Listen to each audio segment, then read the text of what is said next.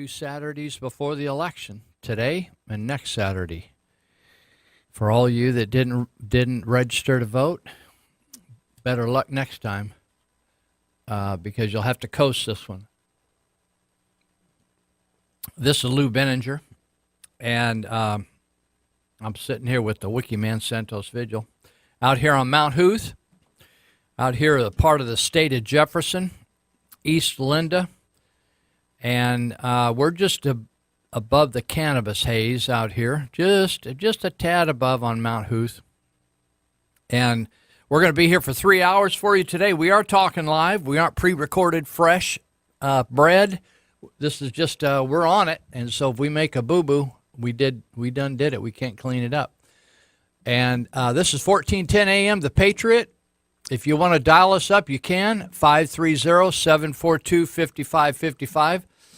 Don't be defended. As my friend Dennis used to say, he'd been hitting the head hard, so he always got the English words wrong. For offended, he would say defended. And for umbilical cord, he would say the biblical cord. So don't get offended or defended if we can't take your call. Sometimes you call in 30, 40 minutes after I'm talking about a topic and I've moved on. So this is a pro-choice show, and this is where white lives matter as well as other colors. So we celebrate all those colors, all the flavors. And let's see, what should I tell you here before we get into the meat of things? You can listen live stream if you are out at the edge of our signal, and you could go on your laptop or computer at kmycradio.com and click on the live icon, kmycradio.com. Otherwise, there's a number of different phone apps you can get on and use, and a lot of my folks that have listened for a while are adopting these phone apps. They're much more technologically savvy than I am. But they say, Lou, it works really good, and we can walk around and go for a hike and have you on the phone. So there you have it. So give a shout-out to those incarcerated at Juvenile Hall. I got a few listeners over there, as well as those that are California refugees that have fled to other states. And some have been listening from over in Idaho. So give you a shout-out from California. If those who have left, if you wonder what it's like, it's still the same or worse. So we're just kind of hanging out over here wondering what we're going to do for all you refugees over there in Hagerman. And I can't remember the other one that somebody just moved to. They're new cities to me. But they're out there in that Boise area, but out in the boondocks. All right. So let's see, what should we talk about here today or start off? Again, you can call at 742-5555 if you want to. If you're interested in Lou's picks, a lot of you have been texting, and most of you have been texting, actually, asking for my picks. People get confused about this, but I'm not out to try to convert everybody to vote my way. But I get, over the years, a lot of people have called me, and they want to know what I think about something, a proposition, or maybe they haven't had time to research the propositions. So they ask me what I'm going to do, and I don't have time to spend all that time on the phone, 15, 20 minutes a person, 30 minutes to go through all the different folks. So I just put out a list called Lou's Picks. So some folks have taken those picks after I sent them to them, and they posted them on Facebook. And I wish they wouldn't do that, because then people all got a big attitude about it, and they get gnarly about it and want to start a fight. And I just these were personal. It's kind of like if I talked to you over the phone about my picks, and then you recorded it without my permission, and then you put it out over the airways. That wouldn't be cool. So I'm just asking you, if you want my picks, fine. If you want to share them with a person, fine. But don't put them out on social media. I don't really care what people think, but I don't want to be like somebody got stupid the other day because I picked Kevin De Leon over Dianne Feinstein, and they're a Republican, I guess, and so I don't even know who the person is. Went on social media and had a fit about I voted for a Democrat. Well, it's kind of like I was telling somebody the other day. It's like in World War II, Stalin and the Russians took care primarily of Hitler and the Jews, or Hitler, and we got involved with the Nazis as well, but it was primarily the Russians that took care of Hitler, and we took care of the Japanese. And we didn't have any problem with partnering up with Stalin to take care of Hitler, right? So De Leon, if he gets elected, which I don't think he's going to be now, it looks like he's maybe 10 points behind or something, I heard on the radio, if you can believe what you hear. But people get all huffy. It's like, hey, take it easy. Just, hey, you get one vote, I get one vote. You just do what you want to do. And but my feeling is I'd rather have a really weak senator from California, like De Leon, starting at the bottom of the pecking order, than a senile old dog with Feinstein trashing and lying and trying to undermine and throw people under the bus when they're fine people like Kavanaugh. So you do what you want. If you want to just not vote at all, do what you want. I don't really care. But that's all. It's Lou's Picks. If you want Lou's Picks, you can just send me. A lot of people will send me, say, hey, Lou, I want them, but I need your email. So include your email to 530-713-1838. 713-1838. A lot of you already voted, but I'm still getting comments on Facebook and all kinds of things. Hey, we need that. We need your picks. So I'm willing to share them. It's no problem. It's just what I did. That's all it is. I'm not a prophet or a psychic. So it's just what I felt in the way I look at things. Okay. So I thank you to the Yuba Sutter Constitutional Republicans. They've had a headquarters at 441 Bridge Street, Suite E, Yuba City. That's right there next to the Cookie Tree, down the way from the Cookie Tree at Shasta and Bridge in Yuba City. They help support us being on the air over here. And they are open Monday through Saturday from 5 to 8 p.m., and they have been handing out all kinds of materials and all that kind of stuff. So they have materials on the different conservative candidates and for Prop 6 and No on K, etc. So tomorrow, they for a couple of months now, maybe 2 or 3 months, they've been doing a Sunday show from 1 to 3 here on KMYC and talking about the elections. And so tomorrow will be their last show from 1 to 3. That's what they tell me. And then they are going to continue with their headquarters up through election night when they will be on Facebook. Now, what I don't know is what Facebook page they're going to be on. I'm just trying to see if I've got any notice from these guys. I'm just looking on my. I don't see anything yet. So anyway, I don't know what Facebook, but we'll sort that out by the time November 6th gets here, and you'll be in good shape. So maybe Bill can call the station, Bill Beeler, and let us know the Facebook site. And they're going to have live coverage. They'll stream it over Facebook right from the headquarters there at 441 Bridge Street, Yuba City, Suite E. So if you want to pop down there, I know some people have listened to the show and come down as far as from Chico. They told me last night. I guess Ed from Kelly Ridge had driven down to pick up some supplies or something. So give a shout out to all those folks. Thank you for all the work you guys have done in making it easy for people to get involved in this campaign. Also, we want to thank Elite Universal Security. They probably still have signs out at 5548 Feather River Boulevard. They are protecting a lot of businesses nowadays. It's a booming business for the security business nowadays because police, there's not enough of them, police and sheriff. There may have been enough of them back in the day, but with homeless people being allowed to sleep anywhere, we used to have rules, but now there are no rules. and they can pretty much sleep or do whatever they want, camp, sleep, flop, poop, the whole thing.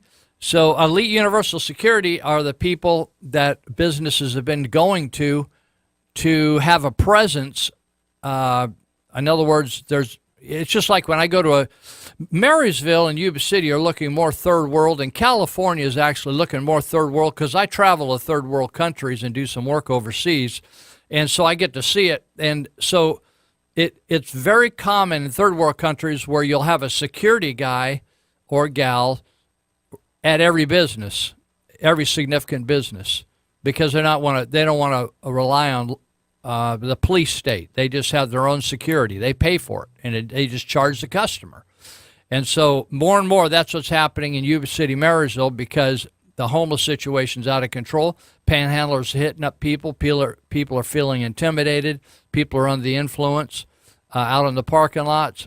And so Elite Universal Security is providing security to folks that want to go into the bank, go into a drugstore, pharmacy, whatever. So Elite Universal Security, if you want that kind of service and you're feeling like your business is being harassed, your customers are being harassed, you can call 749-0280, and they will help you out. If you want a job, they're also looking for employees because there's more and more business out there for them. And they also train you to come to be a part of their operation, so that you can go online at API-academy.com, API-academy.com, and or you can go to EliteUniversalSecurity.com and look for a job. APIacademy.com is where you can get your schooling. You can go to classes at their location, or you can do some of them online. And you can also get your concealed weapons permits through them as well. You can also get live scans if you need a live scan. They're available. You can go every day of the week, or Monday. I think it's Monday through Friday. And also they have a taser and pepper spray class coming up on November 17th. So if you want to join in and learn how to handle taser or pepper spray, maybe you need some self-defense skills, go for it. All right, so I wanted to start off today by mentioning that 35 years ago, terrorists, if you look at, if I did a list today, which I don't think I'm going to do, of all the terrorist attacks throughout our nation and throughout foreign countries that attacked our embassies, 100% of them have occurred at the hands of Muslims. And so in October 23rd, 1983, 241 U.S. service personnel, including 220 Marines and 21 other service personnel, were killed by a truck bomb. I think it had a ton of explosives on it. It was driven into the compound. The compound, hindsight, was because it was a main road going to the airport. The compound was not very well protected. And the Marines were there. If you'll remember back that far, there was a Lebanese civil war. And we agreed to bring in Marines not to fight, but to be a peacekeeping force. And they had strict rules. I'm going to read those rules. But they were asleep, and the guards, our own guards around the building, followed all the protocol that politicians in the United States insisted upon, which were absurd, and I'm going to read those in a minute.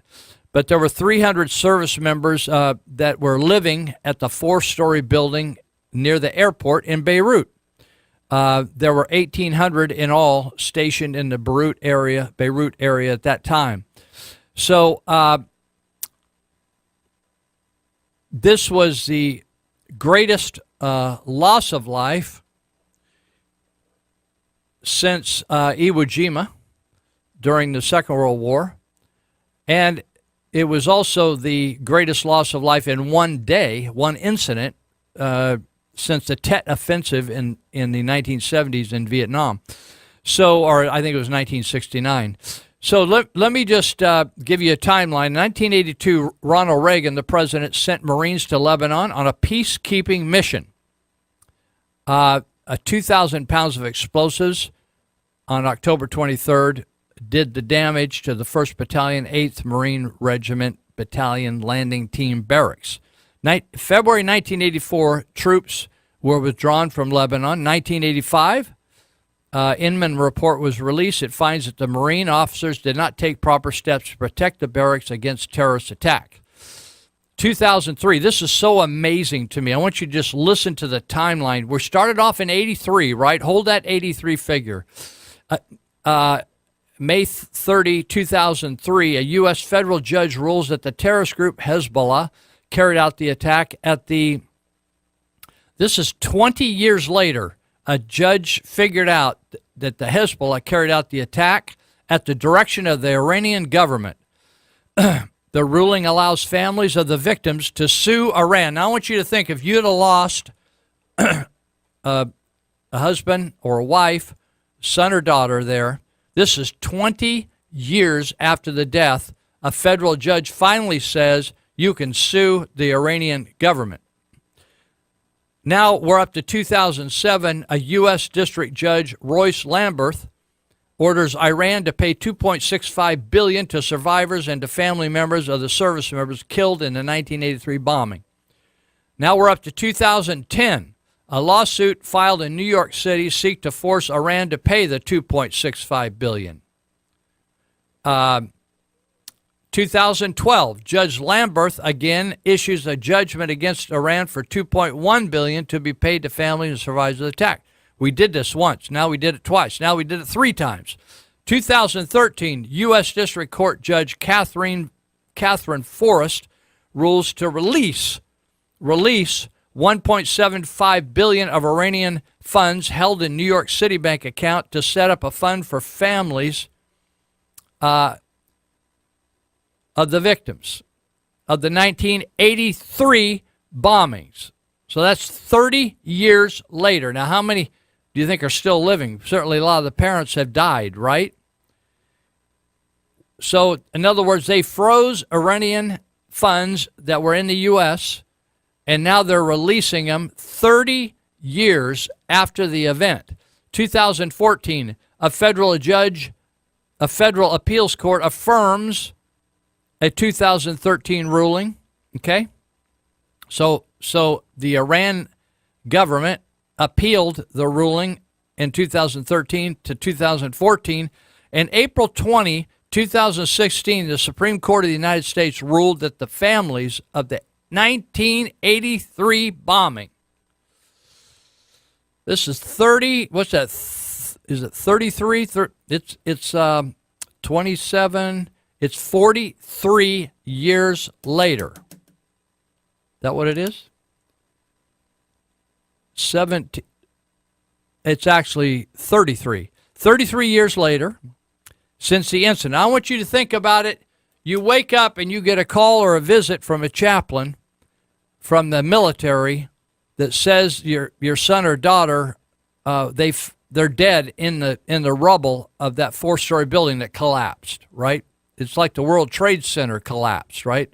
They're in there somewhere, parts and fragments. So all these years later, over 3 decades later, you finally get a ruling from the Supreme Court of the United States that you can collect some money on your dead child or your dead husband. Now, I want to read, these were the 10 guidelines that politicians insisted upon. They put Marines in harm's way, and then they insist on these stupid rules. When on post, there were 10 guidelines. When on post, mobile or foot patrol, keep loaded magazine and weapon, bolt closed. Weapon on safety, no round in the chamber. I want you to think about being in a dangerous situation. No round in the chamber. Number 2, do not chamber a round unless instructed to do so by a commissioned officer, unless you must act in immediate self-defense where deadly force is authorized. Number 3, keep ammo for crew served weapons readily available, but not loaded in the weapon. Weapons will be unsafe at all times. Number 4, Call local forces to assist in self-defense effort. Notify headquarters. 5. Use only minimum degree of force to accomplish any mission. Minimum degree. I'm telling you what, if you wanted to come after me, you wouldn't be getting no minimum degree of force, dude. I would be full force right out of the block. That's probably why they didn't want me in the military, or maybe I didn't go. Number 6, stop use of force when it is no longer needed to accomplish a mission. Number 7, if you receive effective hostile fire, direct your fire at the source. If possible, use friendly snipers. I don't know what a friendly sniper is anyway. I would think a sniper is always going to be unfriendly if you get on the wrong end of the gun with that dude. A friendly sniper is one you're having a beer with. I think that's a friendly sniper, right? Number 8, respect civilian property. Do not attack unless it's absolutely necessary to protect friendly forces. Number 9, protect innocent civilians from all harm. Number 10, respect and protect recognized medical agencies such as the Red Cross or the Red Crescent, etc. Okay. The perimeter guards at the U.S. Marine headquarters on the morning of October 23, 1983, just a little over 35 years ago, were in full compliance with rules 1 through 3 and 1, 2, and 3, and were unable to shoot fast enough to disable or stop the bomber. Now, the bomber came in a truck. Now, realize that you do not have a bullet in the barrel of the gun, right? You just got bullets ready to put in the barrel of the gun. You think this is stupid? You know what I mean? Who's that Connecticut senator that claimed he was in Vietnam, that dirty dog? I wish we'd have a bunch of guys like him, guys and gals, that go over there and take these posts with all these stupid rules. Well, I was, one of our listeners, Dan, sent me a email last night. I think he has a burst of intellectual energy the night before I'm going to go on the air, and he sends me a blast of emails that I need to consider. And one of them said that since this event 35 years ago, President Trump is the only president to ever invite the survivors or the family members of these guys to the White House. In this last week, he spoke to them and recognized the Beirut loss and memorialized the Beirut loss. So thank God for President Trump. And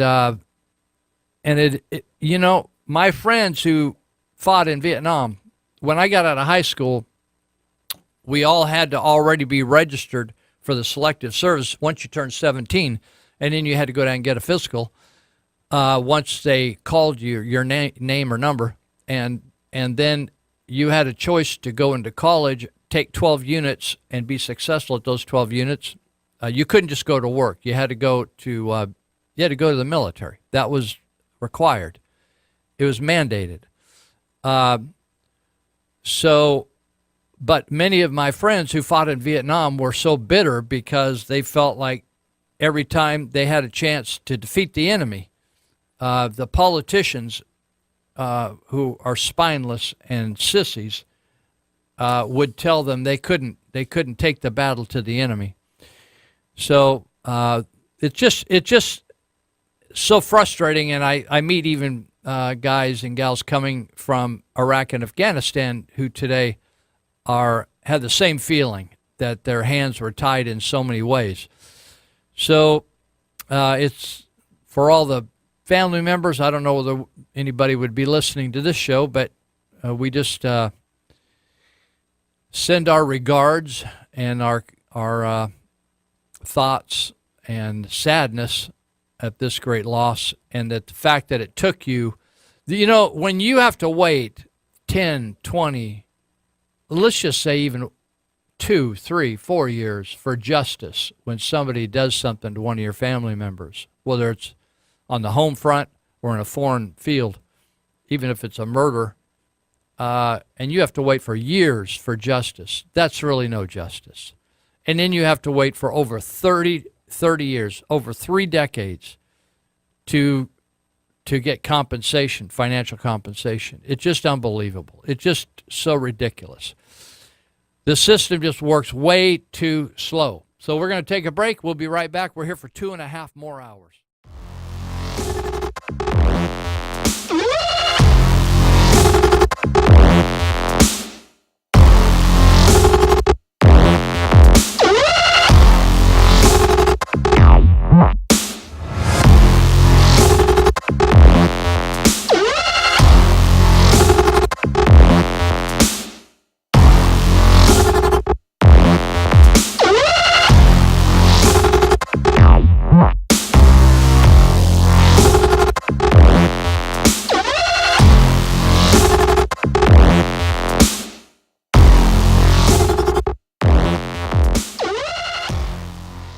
Welcome back.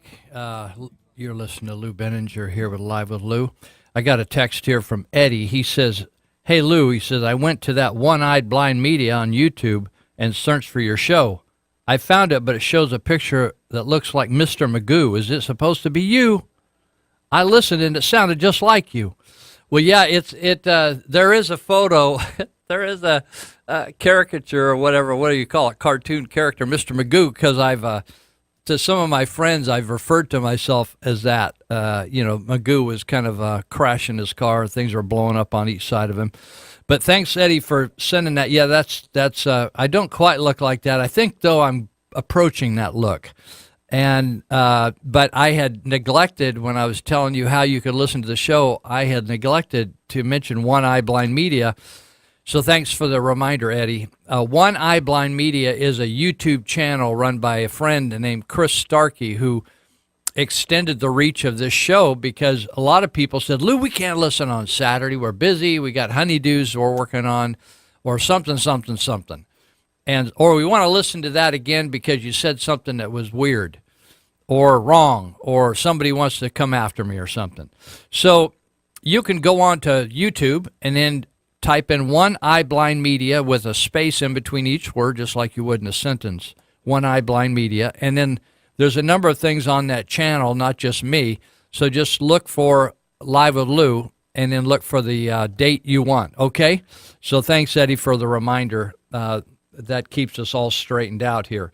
And again, if you're going to send me, I got a couple of you already texted about the Lou's picks. If you want to know what I did on the election, again, I'm over here in Yuba County, so I'm not going to, and I know, my picks include Yuba and Sutter County, but not the rest of you, Butte, Nevada, Placer, Colusa, Sacramento, et cetera, et cetera. So sorry about that, but 530-713-1838. Just send me, you can just say picks and then say your email, and I'll just send them out later today, okay, or tonight. All right, I wanted to mention, we had a commercial there at the break about gas, and it said vote yes on Measure 6. And I was listening to some of these, Proposition 6, it's actually Proposition 6. And if you vote yes, that's going to save you about $700 or $800 a year. And over the 10 years of the tax that is already in place, that's $7,000 to $8,000. That's a lot of money, right? It is a lot of money for me. So I was listening to some of these Bay Area radio hosts. They had, Measure 6 or Prop 6 paid to have an ad read on their station. And man, I'm telling you, you could tell they didn't want to read that ad. They were anti-6. And so they just kind of read it as fast as they could and got off it. But I wanted to just give you a perspective of how screwed up things are. This is 3A, the insurance people, that 3A insurance. You can get car insurance and house. Maybe you can get all kinds of insurance from them. AAA. We call it AAA, right? They have a lot of services. You can go get your DMV stuff, work done there, and all kinds of stuff. So anyway, they provide their customers with what's shaken. They send maps. You can, they got all kinds of services. So they put out the average gas prices in California compared to the rest of the nation, and they also gave some cities and for comparison. Now, it's interesting to me. They said the average gas price in California on October 23rd was $3.81, almost 82 cents, 81.5 per gallon. And nationally, it was 2.84.5. It's about $1 difference, right? Just under $1 difference if you lived in another state. Now, then they went county by county, showing where the highest gas prices were and where the lowest prices were. And Yuba Sutter counties and Nevada County, I could see, and Butte County were some of the lowest priced counties in the state of California. And there were a few other counties as well, but I don't have a reason for that. But I'm thankful for it. So the Yuba Sutter area, they quoted gas prices this last week of around 3.687 to 3.612 to a high of 4.665 to 3.873 down in a lot of the Southern California, and way up if you went up to Humboldt County and Del Norte County up in the North Coast, you get up into those high prices, right? So what's happening here is that legislators who are honest and Caltrans people who are honest say they're not saying this. Well, the legislators for our area here are being out front about it, but Caltrans people even are saying we have plenty of money. There's plenty of money. And this whole hype that SB 1 was necessary to raise another $5-point-some billion per year, $51-point-some billion over 10 years, was just gravy. In other words, they didn't need it. There was plenty of money in the budget. And so the way they're getting that money is they're raising your gas taxes 12 cents per gallon, diesel 20 cents a gallon, and your DMV fees from $25 minimum to $175 minimum. Now, someone posted on Facebook a DMV fee they had on their car registration, $540-something. Unbelievable. And so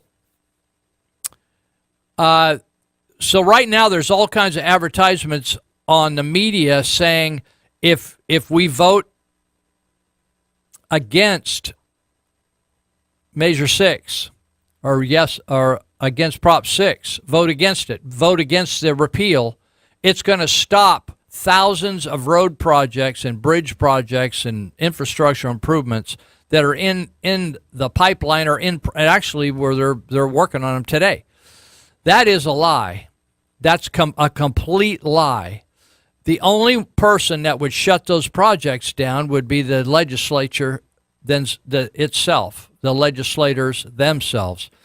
And so all legislators would have to do is say, take money from over here and put it over there. There is $1 billion, a billion with a B, of truck fees that are going into other programs that are not going into our roads or anything else. Nearly every single thing that you consume or wear or use on your house or buy, like a car, toy, jet ski, whatever, motorcycle, those things are all trucked to get here. And they use diesel. And so every time that diesel, 20 cents a gallon, that raises the price on everything. I remember when Russ Clark, who owned, several Carl's Jr.'s, I was talking to him at a campaign event years ago when these gas things went nuts. And he just said, Lou, we're paying a surcharge. You pay to have the truckers bring the product to you. Then you pay a fuel surcharge on top of that because the fuel in California is so outrageous. So it's an extra $1 a gallon. Think about it. And so you're going to save, a lot of times you think, oh, what difference is, liberals came out and said, oh, Trump tax cut, nobody's really going to see anything. But then all of a sudden, people started getting $1,000, $2,000 bonuses that were working for big corporations on top of the tax cut, because the taxes actually went down. Corporate taxes also went down. And so we have an opportunity here to put $700,000, $800,000, $900,000 back in your pocket, depending on how many vehicles you own and how many kids you have driving. Big family, if you have 3 or 4 or 5 vehicles, you're going to have a lot more than $700, $800 per year, or $7,000, $8,000 for 10 years, right? So they say that 6 is struggling in the polling, but that doesn't mean you shouldn't vote for it. So please vote yes on 6. It's not going to shut down any road projects. We have plenty of money. Californians are the highest taxed people in the United States when you add up all the various taxes. And so vote yes on 6. All right. Now, the other thing is we have in Yuba County, we have Measure K. And Measure K is to add 1% sales tax on all purchases that would occur in the county of Yuba, or any purchase by any Yuba County resident outside the cities of Marysville and Wheatland. Any resident out there that buys a car or anything that has to go through the DMV for licensing, that 1% tax, it doesn't matter where you buy that product, whether it's in California or any of the 50 states or even overseas, when you register it, it's going to be registered to your address in Yuba County, and you're going to pay an extra percent. So it's a 10-year tax, Measure K. That means you're going to pay, if you buy 2 cars in 10 years, it's a 30. If you spend $30,000 in 10 years, you're going to pay extra $300 to the county of Yuba, just straight up. 40,000, 50,000, just reduce the zeros, and you'll get $400, $500 extra that if you lived in Sutter County or Yuba City, you wouldn't be paying it. Now, Marysville's already saddled with that. I live in Marysville. I'm stuck with that unless I lie and register my car in another county. So they're saying that they've tried everything. They've cut costs to the bone over here in Yuba County, and it's the last-ditch effort to generate more money is to use Measure K. Now, they have violated the law, and in a number of ways to promote Measure K. I was very disappointed in that. It's one thing to put a proposition on the ballot or a measure on the ballot and do it appropriately, legally, honestly, but they violated Proposition 218, which says that if you want to use the funds in a general fashion, in other words, use some here, use some there, use some here, use some there, then you need to, all you need to do, you just call it a general tax, and you're going to put it in the general budget. And if you want to use a majority for public safety, fine, but you don't have to. And that just takes 50% of the electorate plus 1 vote. You just have one more person. If you have a split vote, you just have one more person vote for it, and you got it. But if you specify that these taxes, these extra revenues are going to be used for public safety, or if you want to say we're going to build a bridge, or if you're going to say whatever, we're going to build a stadium or whatever, then you have to get 2/3 of the electorate to vote for it, 66.6 or 66.7, however you want to look at it. So what's happened here is from the advertising to the promotion of Measure K, everything, they've kept saying over and over and over, and the opponents have documented it, photocopied, photographed, snapshot, screenshot, every comment of supervisors, and flyers, flyer after flyer after flyer has been paid for, and they've been sending them down to Howard Jarvis Taxpayers Association, because what else do you do when there's laws and your own government violates the law? So the interesting thing is there's also laws that forbid taking our tax dollars and spending them to convince the taxpayers to give them more tax dollars. It's violating. It's a issue of a freedom of speech.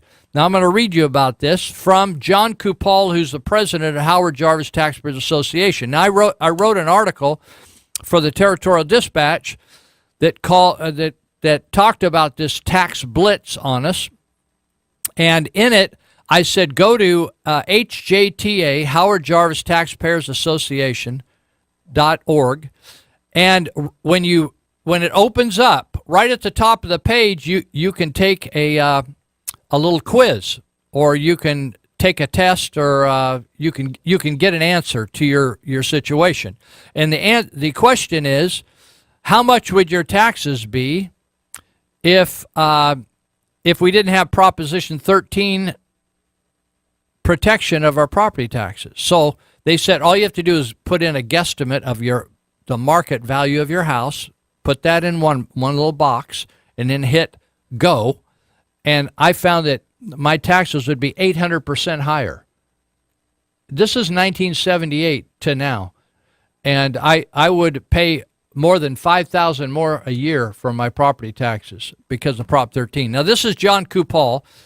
Howard Jarvis and Paul Gann, who launched that Prop 13 effort in 1978, have both died. And the organization continues today to advocate restriction on taxes. Now, Proposition 13 also did one other thing, and that was to limit the ability of the legislators to add more tax without two-thirds vote of the legislature. But since they're primarily all Democrats down there, that's not hard to do nowadays. That's why you need a two-party system, but the Republicans are too impotent to get it together. They'd rather kill each other off than fight the Democrats or liberals. So John Kupal says, this column over the last several years exposed multiple examples of government entities using taxpayer dollars for political advocacy, a practice that is clearly illegal under both state and federal law. The free speech clauses of the federal and state constitutions prohibit the use of governmentally compelled monetary contributions, in other words, forcing people to give money to support or oppose political campaigns. So when they take our tax dollars to support or oppose a political campaign, they are violating your rights in the Constitution. Did you hear that? If they take our tax dollars to promote or oppose political campaigns, it's a violation of the Constitution. Because, quote, such contributions are a form of free speech. In other words, when you give a contribution to a cause or against a cause, it's a form of your speech. You earn the money, and you're speaking in a certain way by donating the money. So such contributions are a form of speech, and compelled speech offends the First Amendment. Moreover, quote, the use of public treasury to mount an election campaign which attempts to influence the resolution of issues which our Constitution leaves to the free election of the people presents a serious threat to the integrity of the electoral process. Now, I'm reading, these are quotes right out of the law. I'm not going to read you all the fine print because you won't write it down anyway, or you won't memorize it. Most of you can't even memorize a phone number. If I told it to you right now, you'd have to write it down. So I'm not going to give you this. Kupal goes on to say, while taxpayer organizations have been successful in several lawsuits involving these illegal expenditures, that hasn't stopped either the state or local governments from continuing to push the envelope into political advocacy. However, there is a secondary legal issue that may actually prove to be more effective when the government engages in political advocacy. Beyond the First Amendment implication, California has a strict regimen of campaign finance laws and regulations. These laws both limit a wide range of political contributions and impose strict reporting requirements. Therefore, when government agencies engage in illegal political activity under the First Amendment grounds, unless they have reported the costs of the activities to the FPPC, Fair Political Practices, as campaign contributions, they have violated separate campaign finance laws as well. In March 2017, Los Angeles County passed or placed Measure H. It was a sales tax measure for homeless programs on the ballot. Kupal says, whatever you think of the need for higher taxes for homeless programs or whatever, the county's use of nearly $1 million of public funds for the political campaign. They spent nearly $1 million. Now, Yuba County, I think, is going to spend $250,000 on Measure K. But L.A. County spent nearly $1 million of public funds for the political campaign, and it unquestionably crossed the line into political advocacy. Angelinos, folks that live down there in Los Angeles, were subject to pricey television ads in favor of Measure H that were not merely information pieces. They specifically referenced Measure H and then exhorted viewers to vote on March 7th. In addition, the website and social media outreach campaigns are similarly unbalanced advocacy. So, the Howard Jarvis Taxpayers Association filed a complaint with the FPPC after Measure H passed by a slender margin. And just recently, in the last week or so, the FPPC finally took action. Specifically, the agency found probable cause to charge L.A. County as well as individual members of the Board of Supervisors with 15 counts of campaign finance violations. Not only is the probable cause finding by the FPPC welcomed by taxpayer advocates, the timing is great. California is just weeks away from the midterm elections, and regrettably, local governments up and down the state are illegally using taxpayer funds for political advocacy. I think Dan Walters, a well-respected columnist, used to be the Sacramento Bee. I think he counted, I quoted in my article in the Territorial Dispatch, I think it was 215 or 20 different ballot measures from local entities trying to raise taxes for whatever reason. So Los Angeles County itself is currently running campaign ads paid for by taxpayers for Measure W, a new parcel tax to pay for stormwater projects. In other words, if you own a piece of property in L.A. County where the rain falls on it, they're charging you tax because it's your fault because the water's running off your property. So they're going to charge you a tax per square foot of your property to pay for stormwater projects. So who knows? So what that they file an action against Yuba County and the Board of Supervisors? Who pays that money back? Whose pocket does that come out of? $200,000. It's just like you drive over the 10th Street Bridge between Yuba and Sutter County and just throw out $1,000 bills. 200 of them. It's like, how do we get that back? It's just like people ignore the law.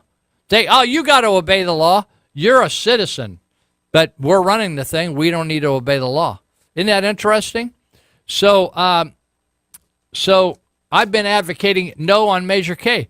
Now, because I actually work with the police and fire. In fact, we run the Trauma Intervention Program. We're approaching our 25th year of service. We've responded to over almost 11,000 911 calls in nearly 25 years. It'll be 25 years in December.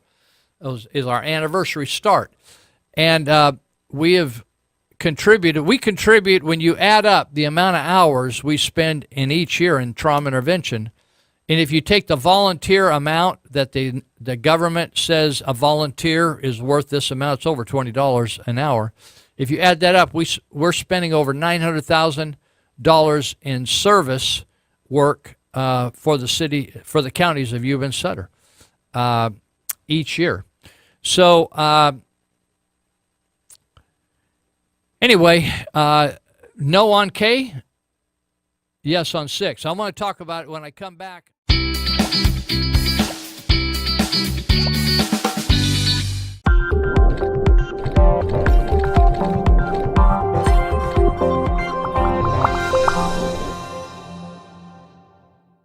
Talking about taxes and the ballot coming up, and you guys got quite a few requests for loose picks. 530-713-1838 if you want to see what I did. Again, I'm not trying to twist your arm. I'm just offering that if you want. If you don't, that's fine. I'm happy. I already voted. I'm done. So I got a text that says Supervisor Bradford over here in Yuba County told this fellow that if Proposition 6 passes, which is the repeal of the SB 1 increased DMV fees and road taxes, gas taxes, if it passes, then Ostrom Road work will not get done. I haven't been on Ostrom Road in years, and I assume it needs help like my streets do in Marysville. Now, let me give you a sense of history here. So I want to spend some time because some of you obviously haven't voted yet, so you're maybe be sorting this out. The taxes that we pay, federal and state taxes all combined on our gas in California, and the CARB rules, which are greenhouse gas rules, have us paying the highest gas in the nation. Those extra dollars that you're paying on top of the cost to pay the petroleum company to pump it out of the ground, find it, pump it out of the ground, refine it, put it in the tanks under the service station, the gas station, and then you get it, and the profit for the gas station, the money on top of that was supposed to go as a use tax to keep the roads and the infrastructure sound. But the Democrats who, except for a couple years in the United States, the Democrats, except for just a couple different years in the last almost 60 years, have controlled the legislature in California and said, we're not going to spend money on those roads. And they just ignored them. And so there was just a minimal amount of money that went to California Department of Transportation, what we normally call Caltrans, to repair certain roads that were in dire emergency status. So you see these major highways, these major arteries in Southern California where cars just sit all day. Now, these are the same Democrats that are worried about air pollution. But cars just sit and idle on those for hours and hours and hours instead of driving and getting to their destination and parked. But they sit and all those motors, millions of car motors idle, wasting time. Instead of them adding a lane or two or another complete highway, but they would not do that. Instead, they wanted to put in horse trails, bike trails, spend the money on parks, spend the money on a train that doesn't get people to where they want to go. And so I've been living here longer than any of those supervisors over there. And I'll tell you the history of this. Supervisors, one group after another throughout California, but I'll just speak about Yuba County because that's where I'm most familiar. They always will use the excuse, well, they won't give us any money. California or the even Robert Bendorf, the administrator of the county. We don't have any power. They just won't give us any money. They're taking all the taxes and they spend it They just won't give us any money. So they're basically impotent, right? So the taxpayers are now saying, okay, we're now going to vote because you now are forcing us to give you more money. You've already got more money than anybody else is getting in the United States. And then you pass SB 1 2 years ago to take an extra 12%, an extra 20, not percent, but extra 12 cents, 20 cents, plus $25 to $175 DMV fees. And people are saying now, because the local county officials say we don't have the power to get anything done, and they always point to Sacramento or the federal government, they screw us, they screw us, they screw us. Okay, fine, they screw you. So that now the residents are saying, we're going to take that money back through the ballot box. Prop 6. We're going to repeal that money, and we're going to put you in a forced situation to kick down more our money. It's our money. It's not their money. And legislators that are friendly to the conservative side are saying that money is there. So when Gary Bradford says, oh, we're not going to be able to do Ostrom Road, what he's saying is he's assuming that the state of California is going to cut off funds. In other words, there's been funds, SB1 funds, that was the road tax increase, funds flowing into all these counties, 58 counties. You got it? And we've been taking care of repairs, right? They've already been spending that money. There's a huge amount of money that's already been coming in, right? It's already spent. It's out of your pocket, it's into their pocket, and then it's been being spent. What he's assuming is he's listening to his roads people say, if we don't have that money, then we can't finish Ostrom Road, for instance. Okay, I got it. But that's not the end of the discussion. The end of the discussion goes back to Sacramento, and the local politicians are saying, we don't have any clout. There's just 5 of us, plus an administrator, so we're screwed, right? So now the public is saying, we'll take it into our own hands. And they recalled Todd Newman down in Fullerton because he was the vote that put it over the top. He was a freshman senator down there in a kind of a split 50-50 Democrat-Republican area. And they recalled him. They said, take that. He lasted a couple of years and they kicked him out of office. And so we have a chance to make a statement as a state population and say, that's our money down there. That is not Governor Brown's money. That is not Kevin De Leon's money. That is not Mr. Lara's money. That is not any of your money. That's our money, and we want it spent on roads. We want all these projects that have been backlogged, we want them taken care of. It isn't that there's no money. There's 2 different issues going on here. Yuba County's saying, we're out of money. We can't afford to keep going unless you pay more taxes. The state of California is saying something entirely different. They're not saying you're not paying enough taxes. Governor Brown just calls you a freeloader. All you have to do is look at the comparison on how much taxes you pay to how much taxes Nevadans pay, or Oregonians, or people in Arizona, or whatever, or Utah, or Idaho, or whatever. You're getting screwed in California. And we got more resources here than any other state in the union.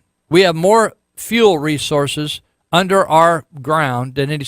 The only reason we're in this predicament is it's a political issue. It isn't like we don't have resources. So Gary Bradford is full of baloney. It's interesting. People, when they get in that supervisor's chair, they think they're anointed with some kind of intellectual special club or something, that they somehow are sharper than the average duck. He definitely isn't. And he's really got a problem. He has diarrhea of the mouth, this guy. But he definitely doesn't know what he's talking about, because his people at the Public Works, Mike Lee, who's Public Works Director over there in Yuba County, went in the paper and said, if you vote 4-6 and the repeal happens, it's going to shut down all our projects. That is totally wrong. That is not going to be the outcome. It isn't going to be an automatic outcome. All that is the same old political dogma. Give us more, give us more, give us more, give us more. That's all it is. We can't do anything else. You got to give us more. And we have Mike Lee and all these guys at the top of these departments are making a couple $100,000 a year, $250,000. I'm sick of people saying to me, there's just nothing else we can do. Supervisors meet twice a month. There's nothing we can do. We can't think of one thing to do to cut taxes. We can't think of one thing to do to cut costs, to hire more deputies. Do we need more deputies? We need more deputies. Do we need probably to bolster some of our fire equipment? We need to do that. But we can't, when supervisors sit there and look across that bench and say, we can't think of another thing, that's time to switch supervisors. We need people with different thinking. And we need people that are willing to take a cut in pay. You know, if the private sector can take a cut in pay to keep a business floating, I know people that are owners of businesses don't even take a salary because they're trying to build their business and they pay everybody else, but they don't personally take a salary. You know, that's the way our representatives used to be. The founding fathers weren't taking salaries. We got people like Scott Mitnick. I didn't have time to look at the paper, and I can't even see it on my computer. But do you know Scott Mitnick? He's the county administrator in Sutter County.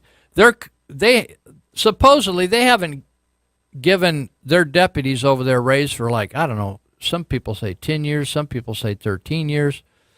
I guess they're without a contract today.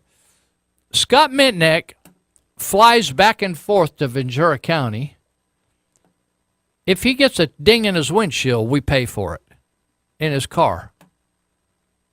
We pay per diem. We pay car costs. We pay him around $300,000 a year. And this is a county, supposedly Sutter County, that's too tight to give increases to sheriff's deputies, but he can fly to Israel for a conference.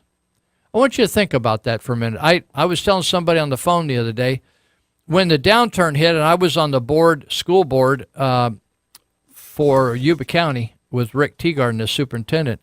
When that downturn hit, and in 2007, 2006, whatever it was, and the state of California said to school boards, county boards, we got to, because all your education money comes from the state, right? They said, we can't afford to pay you. They said, we don't have enough money coming in, and we can't afford to pay you. So fortunately, Rick Teagarden was such a conservative operator that the government tells you a minimum percent. You have to keep this amount, at least this amount aside for a rainy day. Teagarden didn't feel that was sufficient, so we kept lots more. We kept setting aside lots more for a rainy day, although we'd had a lot of good years. And thank God, because we never had to lay off anybody during that time. But aside from setting aside a lot of extra money for a rainy, the union always wanted that pot of money, the teachers union. We want raises. We want some of that money, that reserve money. Teagarden said, no, we're not going to do that, because if we have a rainy day, we don't want to have to lay people off, fire people. And so that rainy day came, that difficult time came. And so anyway, we were able to do that, but we also cut costs. And one of the ways we cut costs is occasionally board members on our school board would go to a conference. And the conference was educational, so we would come up with better ideas or new ideas or look at new things better way. We used to go to a conference in Monterey. I think a lot of school boards do this, even the Joint Unified School Districts. And we'd stay at this huge hotel complex, beautiful place. And they would just say, well, this is what we do every year. So you if you can't go, you can't go, but we got you covered. Well, man, the costs of those hotel rooms were unbelievable. And of course, then the conference costs money. So we eliminated all those. We just eliminated the whole thing. We would have the superintendent go down, and at that time we had 7 members on the board. We'd all go down. We eliminated that, and we just sent one representative, and the superintendent maybe went, but one representative from the board, he'd come in, or she'd come and report back. But you don't see any of that at the county level. These county boards, they're just going on business as usual. They get raises. They just got supervisors in Yuba County just got a raise. They say, oh, it's out of our control because it's all connected to the judges' increases. Well, they voted on that increase back in, I think, 2002. They voted to attach instead of having to vote on an increase and then have the public very transparently look at that increase. So how come you gave yourself an increase? I didn't get no increase out here where I'm working at McDonald's. And so you get an increase, I don't get it. You voted yourself an increase. So they wanted to get out of having to vote themselves an increase. So once they voted themselves really big increases and doubled their pay in the early 2000s, so they got They can vote themselves an increase, but then they have these incremental increases that they tie to the California judges that are paid to the state. So then they turn around and say, well, we don't have anything. It's just a total lie. It's a snow job. We don't have anything to do with those raises. So they just got themselves a raise. In fact, one of the former employees of the county sent me, he still gets mail from the union. He's got retirement and everything. And it showed all the increases. All the employees in the county of Yuba are scheduled for routine increases. Nobody's taking any cuts. There isn't any desperate situation in Yuba County. Oh, yeah, do we need more deputies? Yeah, because they've siphoned money out of law enforcement and fire and to pay for these other costs and spread the money around instead of cutting back in these other areas. That's what's going on here. But the truth is not being told. Do you remember back when they laid off public works employees in the county of Yuba? Don't you like those public works folks? I love those guys and gals out there patching those roads, putting up the signs, fixing the flood damage or high water when it runs across the roads, all that kind of stuff, cutting the trees up, getting them off the road, da-da-da-da. You either got to subcontract out or have folks to do it. And so they laid off a bunch of those people, turned right around and gave, I think, Robert Bendorf, the county administrator, 5% raise. To me, that's wrong. He gets more money than he's worth. Nice guy. I think he's probably pretty sharp. Not worth what he's paying when the county, when you can't even hire enough deputies. That's crazy. If the supervisors can't figure this out, we need some new folks. That's all I'm saying. We need some new folks if they can't figure it out. It's interesting, all these presidents we've had, whether they're Democrat or Republican, they couldn't figure any way out to shrink government, could they?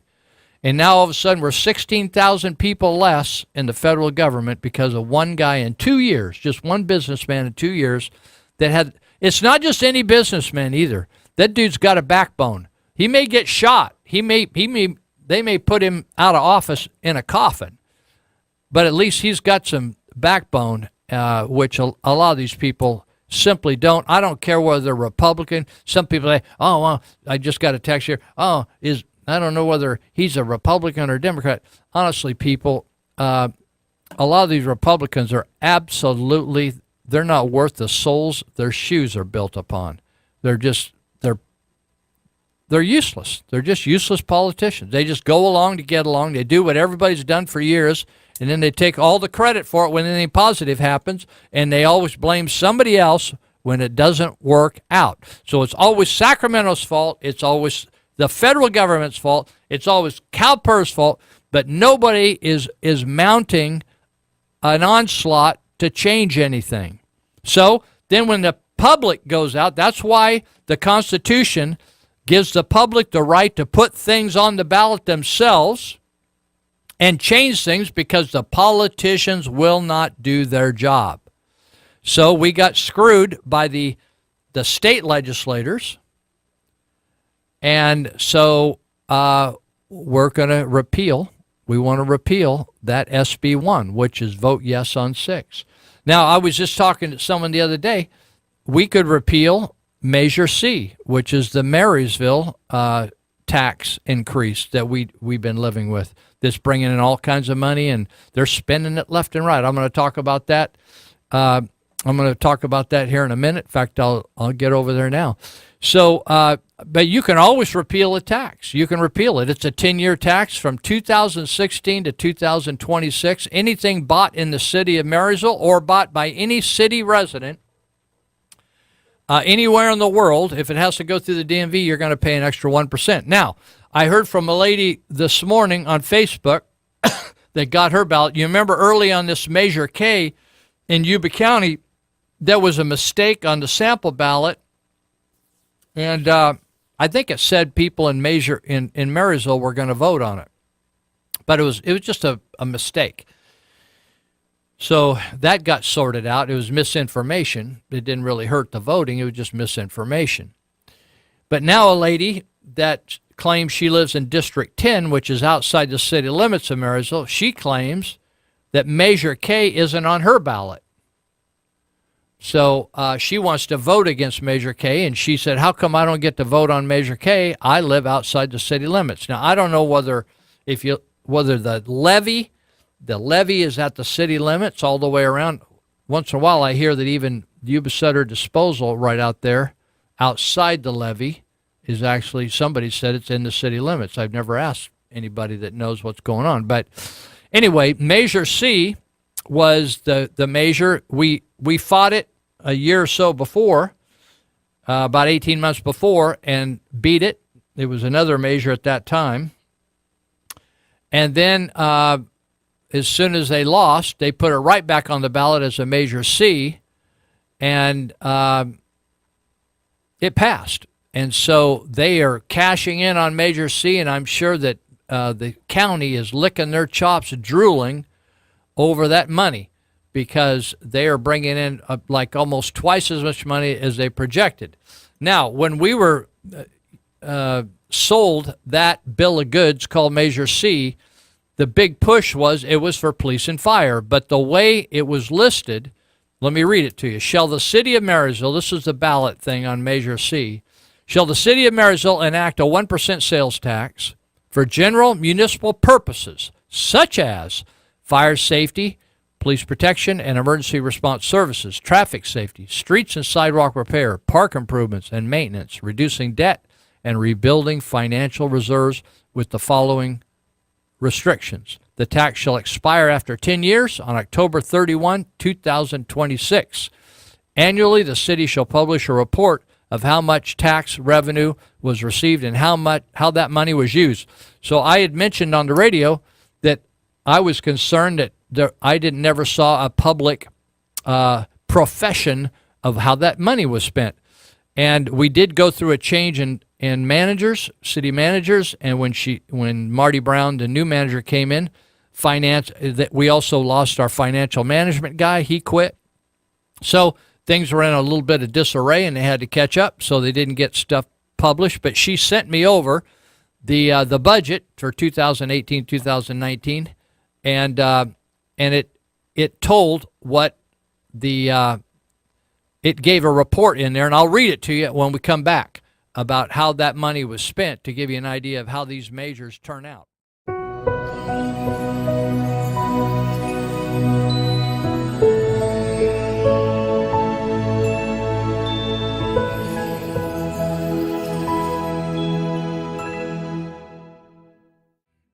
Well, I think we're into our second half. You're listening to Live with Lou. You're listening to The Patriot, 1410 AM. And we're still on top of this mountain out here called Mount Huth, and we're trying to stay above the cannabis flow so we can keep our minds, our wits with us. Each year, trauma intervention program that I direct, we do a fundraising campaign. We used to do a big dinner, but then all the elements of our dinner that made it worthwhile left or got eliminated. So a lot of these dinners, you see a lot of dinners go on. They're kind of fun. They actually builds a lot of good camaraderie and stuff. But for us, it was, for all the work, it wasn't as profitable as it used to be. So last year, we just went to the same people that have supported us over the years. Trauma intervention program, if you haven't heard about it, we go out on 911 calls. We've done that for almost 25 years. And we have 24-hour-a-day volunteers respond within 20 minutes to work with all the agencies in Yuba and Sutter counties. Once in a while, we even cross over into some adjacent counties. But we provide emotional and practical support to all the living or those that just have gone through a really bad day.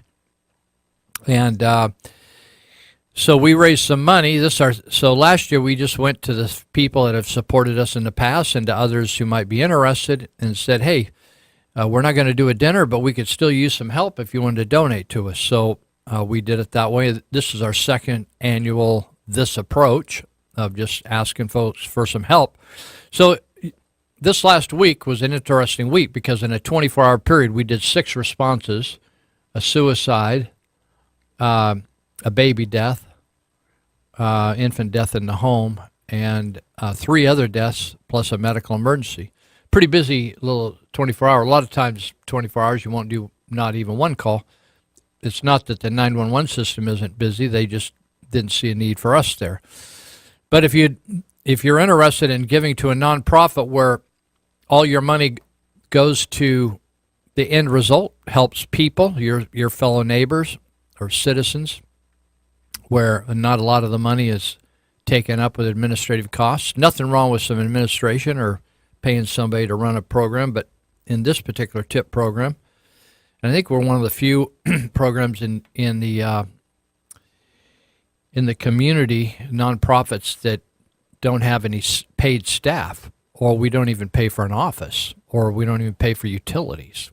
Check that out. So all the money is going for training volunteers and resources. So if you want to help us, we're going to be making a push here through the end of the year. And I'll give you an example. You can adopt a volunteer for $100. Actually, you can send us a check for $5 if you want. There's a lot of different ways to donate to TIP. You can go donate by our website, yubasuttertip.org. And there's GoFundMe accounts. But if you just send a check, then we get all the money, as opposed to somebody else getting a cut of the action. So you could send it to P.O. Box 645, P.O. Box 645, Marysville 95901, P.O. Box 645. Or if you forget that, you can go to yubasuttertip.org and you can find our mail location as well that way.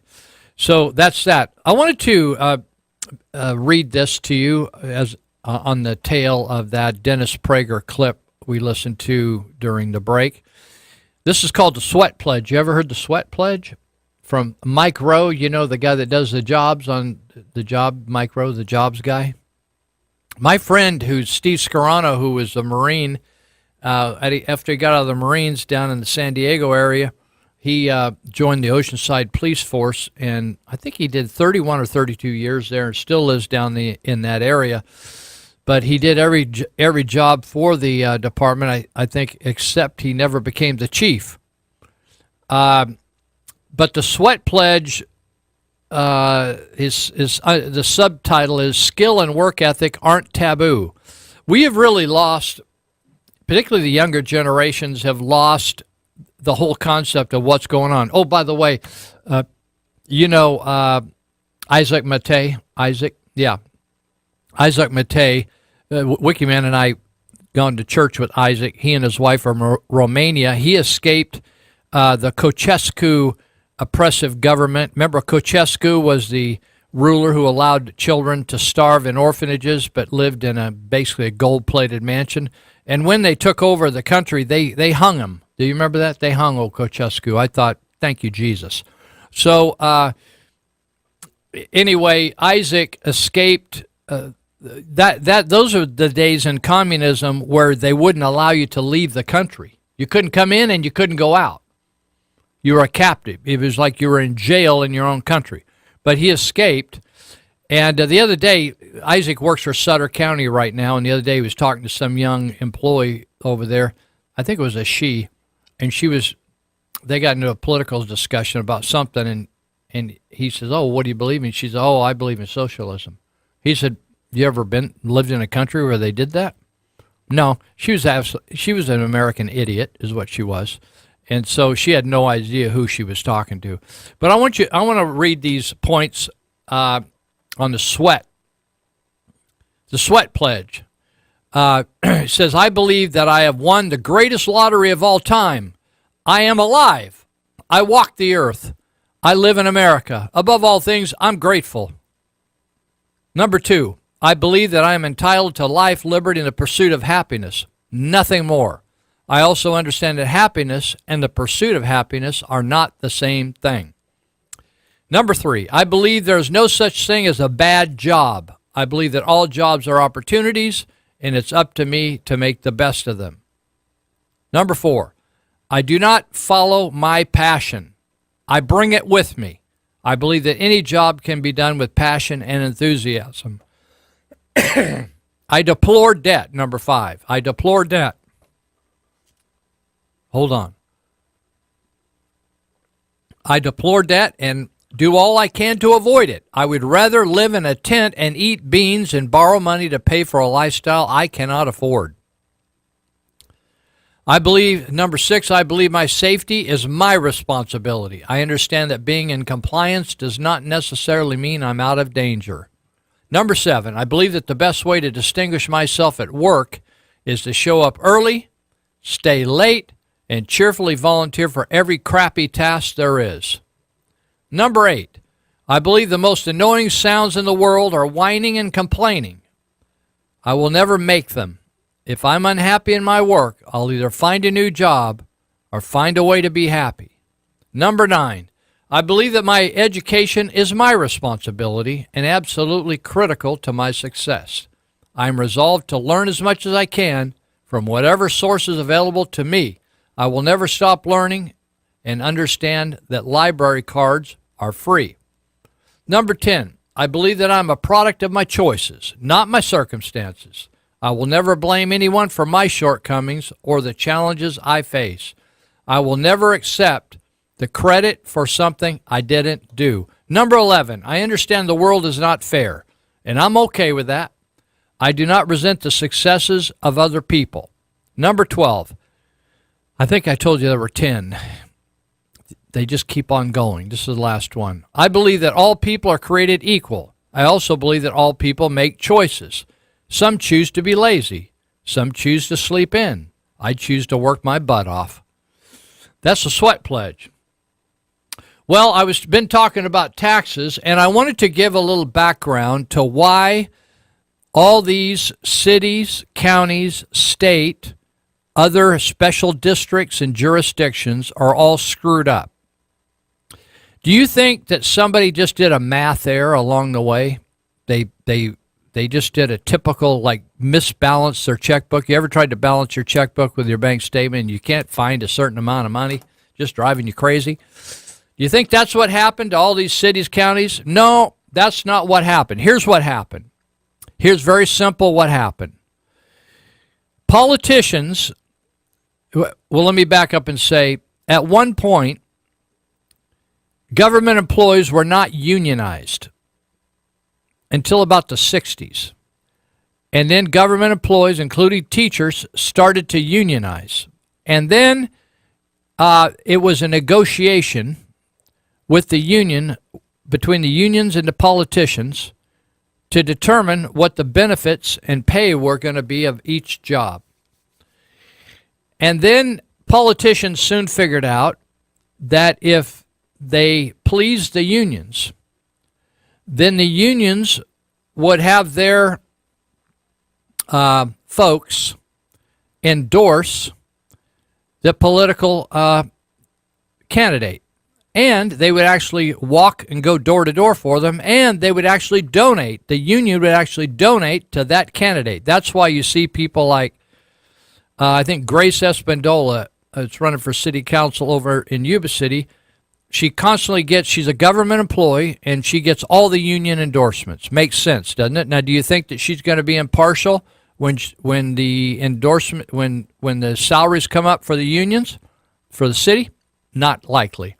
So what's happening is we have an incestuous relationship. You know, incest, you usually think of sex, right? You have sex with your own daughter because it's more convenient. She's right there, right? It's easy. So it may be gnarly, it may be wrong, but a lot of times now morality is kind of in the eyes of the beholder nowadays because we've got kicked the following of God to the curb. So now you just kind of make up your own rules as you go along, right? So we're still prosecuting people have sex with their daughter, but sometimes they don't even prosecute all those, right?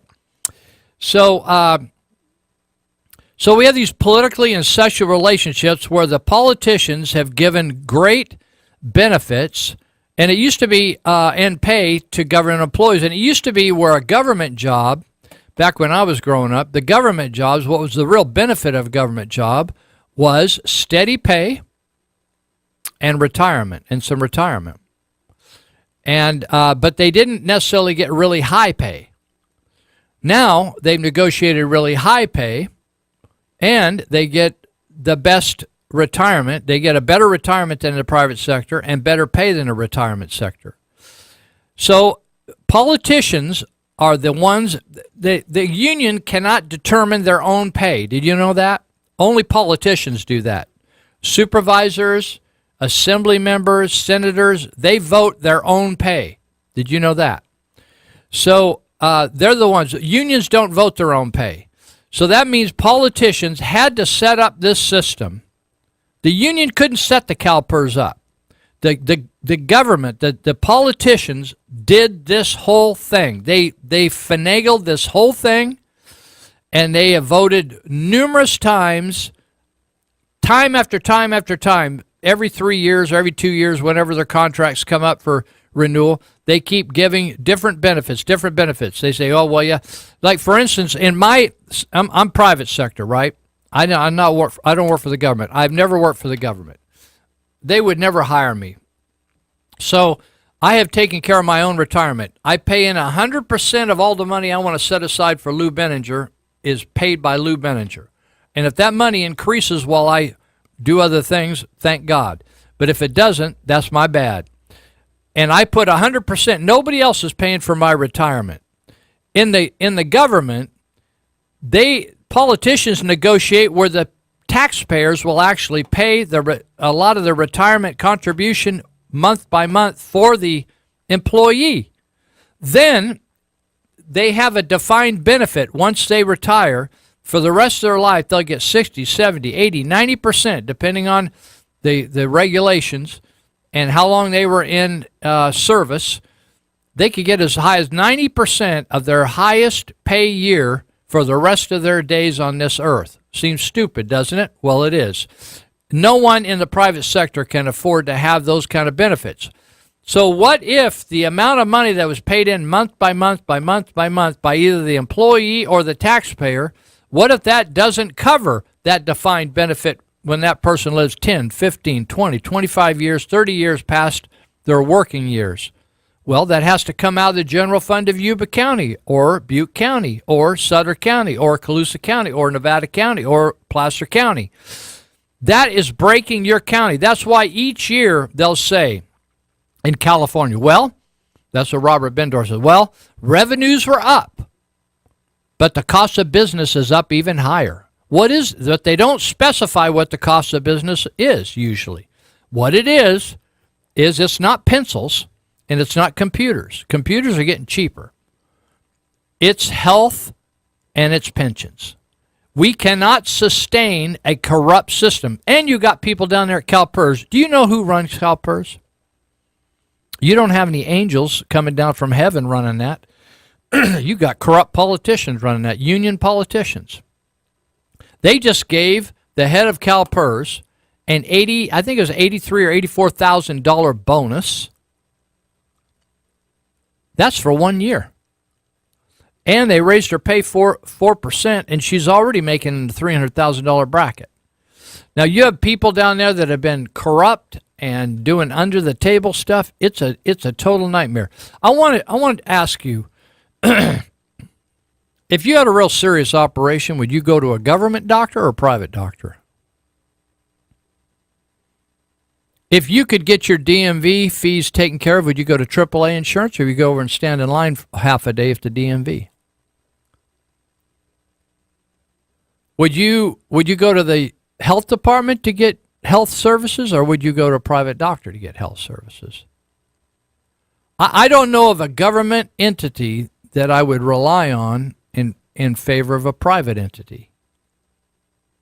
I have people that even watch public works people patch roads that are professional road guys, and they just laugh when they drive by. It's just nonsensical. I have friends of mine that have retired from government employment, and they just said people just don't work hard. There's no incentive to work hard. There's no incentive to have a quality outcome. Does that mean every government worker is a lousy worker? No, it doesn't. Some people just have enough integrity. They're going to work hard because that's just like the sweat pledge. It's in their DNA. But you got other people that just they got an entitlement mentality. They would think that sweat pledge is from the gates of hell. So I wanted to give you a little background to when they want more money for gas, when they want more money to pay people. It's amazing to me that they had this circuit of guys. They happened to be all guys in Yuba County. They were department heads that ran around the county pleading with people for money. Can you imagine a guy getting $200,000 a year in Yuba County or $300,000 a year in Yuba County saying we're ran out of money, and they do that with a straight face? Or a supervisor who goes to 2 public meetings a month and he justifies a $80,000 check plus benefits? Is $80,000 altogether? Health, insurance, per diem, all these committees. It's just like incredible. It's incredible. I heard a lady the other day say, well, I'm going to vote for it because I'm afraid we're not going to have a deputy. We're not going to have a deputy in my neighborhood. She has no idea how the government works. She'll end up, she's a poor single mother who raised all her kids on darn near minimum wage. Barely can make it. And she's going to vote to increase this tax. Shame on these people that have put this deceptive campaign together. They're liars is what they are. So, okay. So I'm just looking at my, I told you I was going to talk about this this tax for the, hold on here, I'm getting to it. Okay, so we have a few years ago, Marysville Joint Unified School District that covers a lot of Yuba County. They passed a bond. They reduced the amount of votes they need to pass a bond. So it got down to 55% of the voters. If they vote for it, they get it. So they got some bonds passed. And so I have 3 bonds. I'm looking at my tax. I got my tax thing. I haven't paid it yet.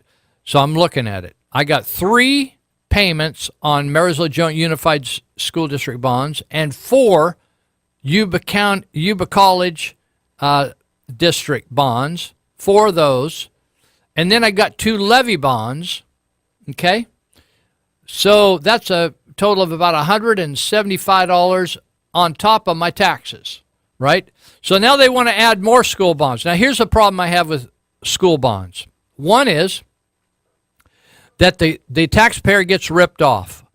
First of all, we pay egregious interest rates because they can't guarantee the interest.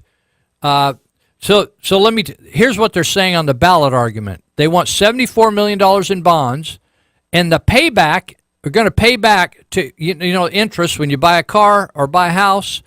You say, how much you pay for that car? I paid $10,000, but you bought it on interest, so maybe you're going to pay $12,000, $15,000 for that car, right? So just because you couldn't afford it and you bought it, you wanted to buy it ahead of time. So they want this money fronted to them, right? And to pay back, you're going to double. It's 2.04 to $1 you get. So you're going to pay back $151 million to get $74 million. Is that crazy or what? Now that's bad from the start. Then, and that's no guarantee that you're going to get that interest rate. The next thing is that you're paying 20 to 30% more for that whatever buildings they put up. If you built that building in downtown Yuba City and you put a bank in it, right? Same building, same door locks, same. That building would cost you 20 to 30% less because you're not having to pay prevailing wage under the Davis-Bacon Act. Now, look up Davis-Bacon. It was a racial prejudice act to keep black contractors out of the contracting business because they were underbidding the white contractors. And so in order to run them out of business, they said to, because maybe they were less skilled than some of the others, but they could get the job done. Maybe they were slower, but they could get the job done lots cheaper. So there was a big fight over a hospital back east, and they passed.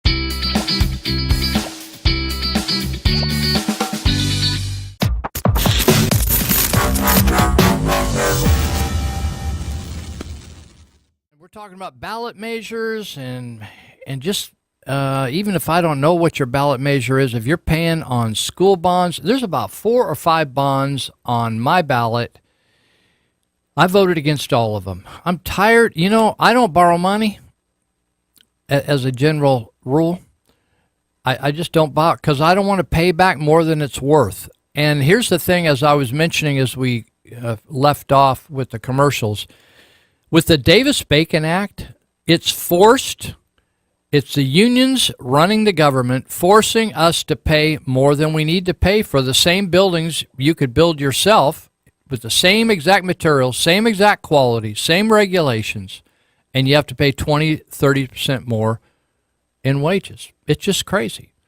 And I think the Davis-Bacon Act needs to be repealed, and I think a lot more school bonds would get passed because they could get a lot more done with them. When you think about for every $3 they spend, they're tossing out $1. They're just tossing out $1. So, or another way to look at it, for every 3 buildings, they could build another building with the same amount of money. So that's Measure J on the that's going to show up in a lot of areas of Yuba County. Not in other. Some areas won't get it because they're in a different unified school district, like Wheatland or Plumas Lake or whatever. So the impact, if they get they think this is a good interest rate to pay back $2 for every $1. That's just incredible. So on my, if this passes, I'm going to pay, it's going to add $120 to my tax every year. $120. It's incredible. So, all right. I want to talk a little bit about, now, if all you guys that can hear this but are in different counties, I know you have your own challenges. I know up there in Orville, I think it's the second attempt to put a 1% tax on the ballot, and you're fighting it this time. So, and we had a caller from Chico 2 Saturdays ago, and he was really complaining about what they're trying to do up there. Howard Jarvis Taxpayers Association has provided us a lot of assistance in the Yuba Sutter area. HJTA.org. They have attorneys on staff. Plus there's a lot of resources on the website on how to fight a tax a proposal. Now, Yuba County will probably spend $250,000 or $200,000 hiring all kinds of specialists. Probably the opposition to K. No on K in Yuba County, we spent probably $300 compared to $200,000. So let's go back to Measure C, which was promoted in the advertising more like a public safety tax, but I don't believe the city used city tax dollars to promote this. They got a private individual to pony up the money, an investor in town, because he thought it would benefit his investments. So it passed. And so the new city manager who came in less than about a year ago, she heard I was interested in how the Measure C money was spent.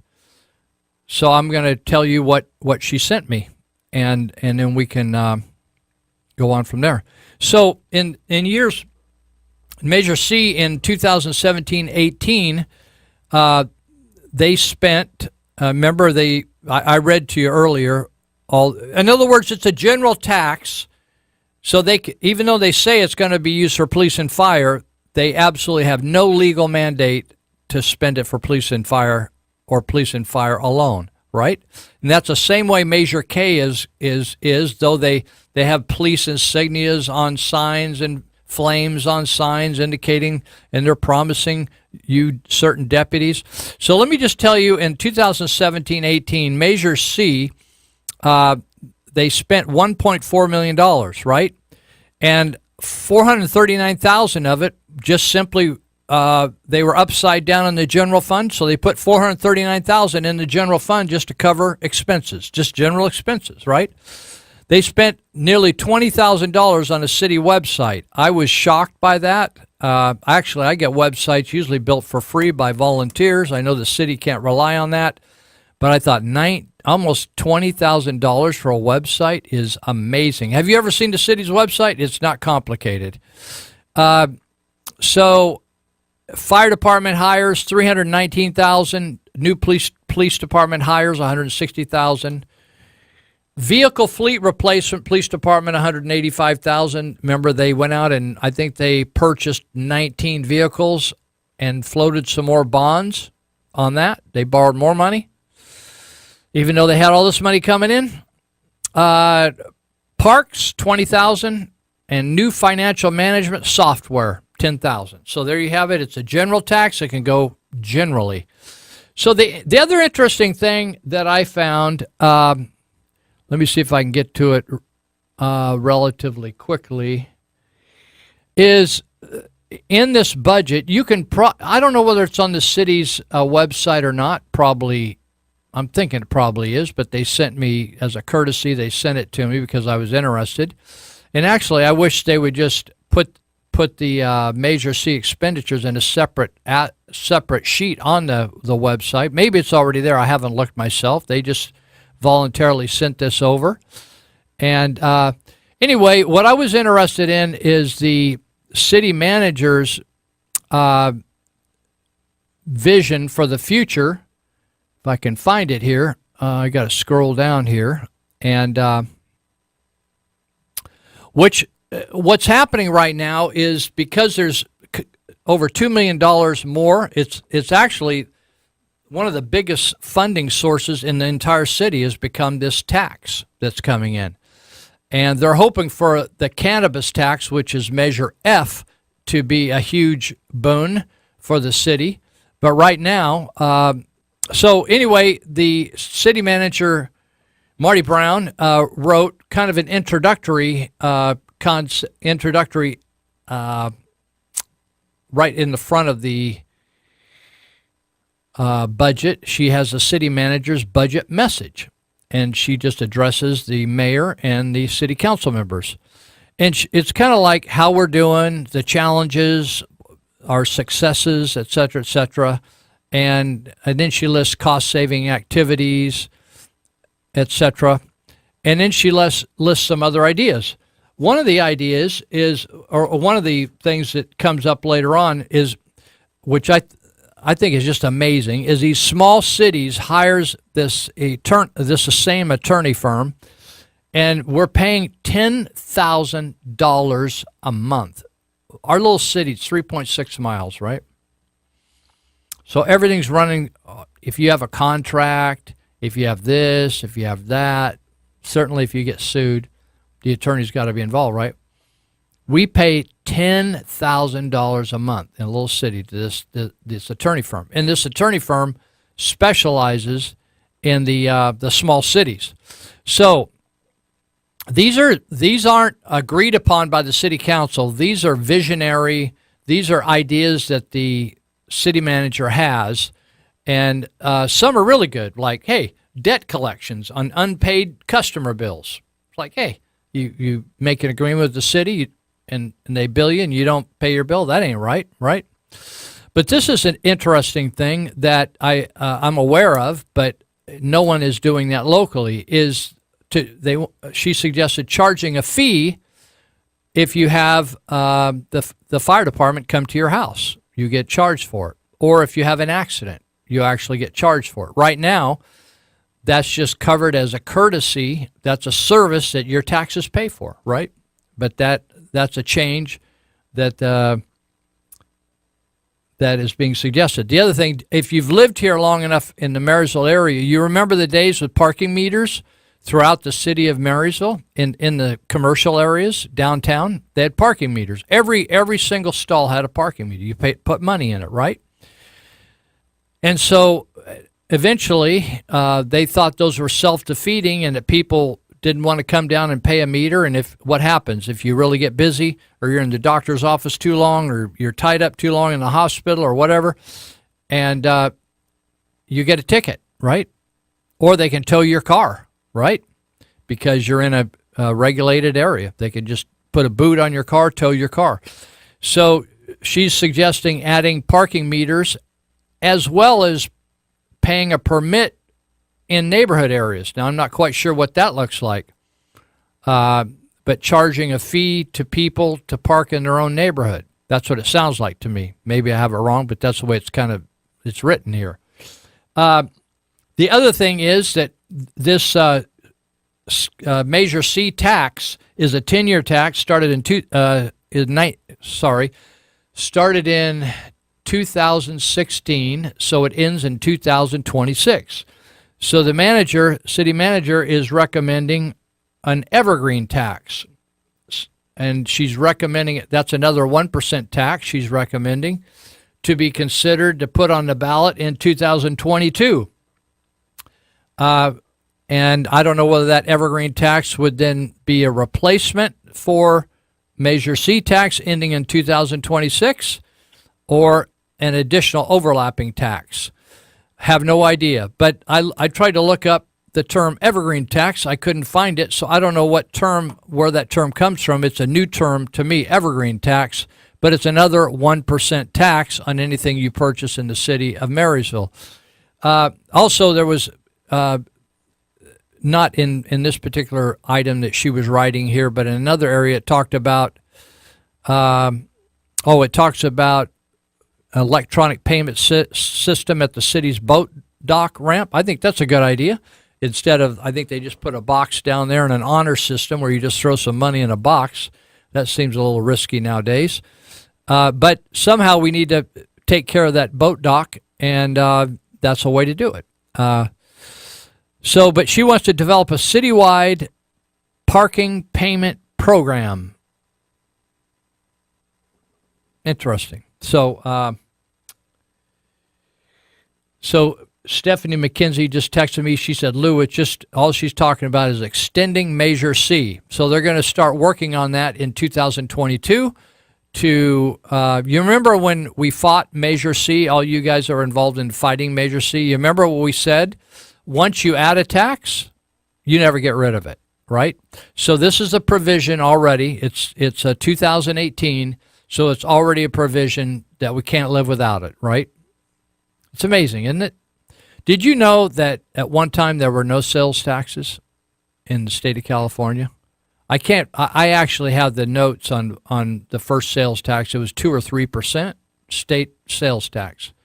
And then it's continued to go up a little bit. It's gone up and then dropped back down. But then they passed legislation to allow local entities to stack more sales taxes or more taxes of various types, sewer taxes, sales taxes, water taxes on top of the existing state sales tax, because the cities and the counties only get a small percentage of the normal 7.25% sales tax. So what they're saying is when they add a 1% tax, they get 100% of that 1%. You get it? So this is the other interesting thing that's in this document, is that, and you probably saw it in the paper, somebody said it was in the paper. I don't really read the Appeal or take the Appeal, Democrat, the daily paper here.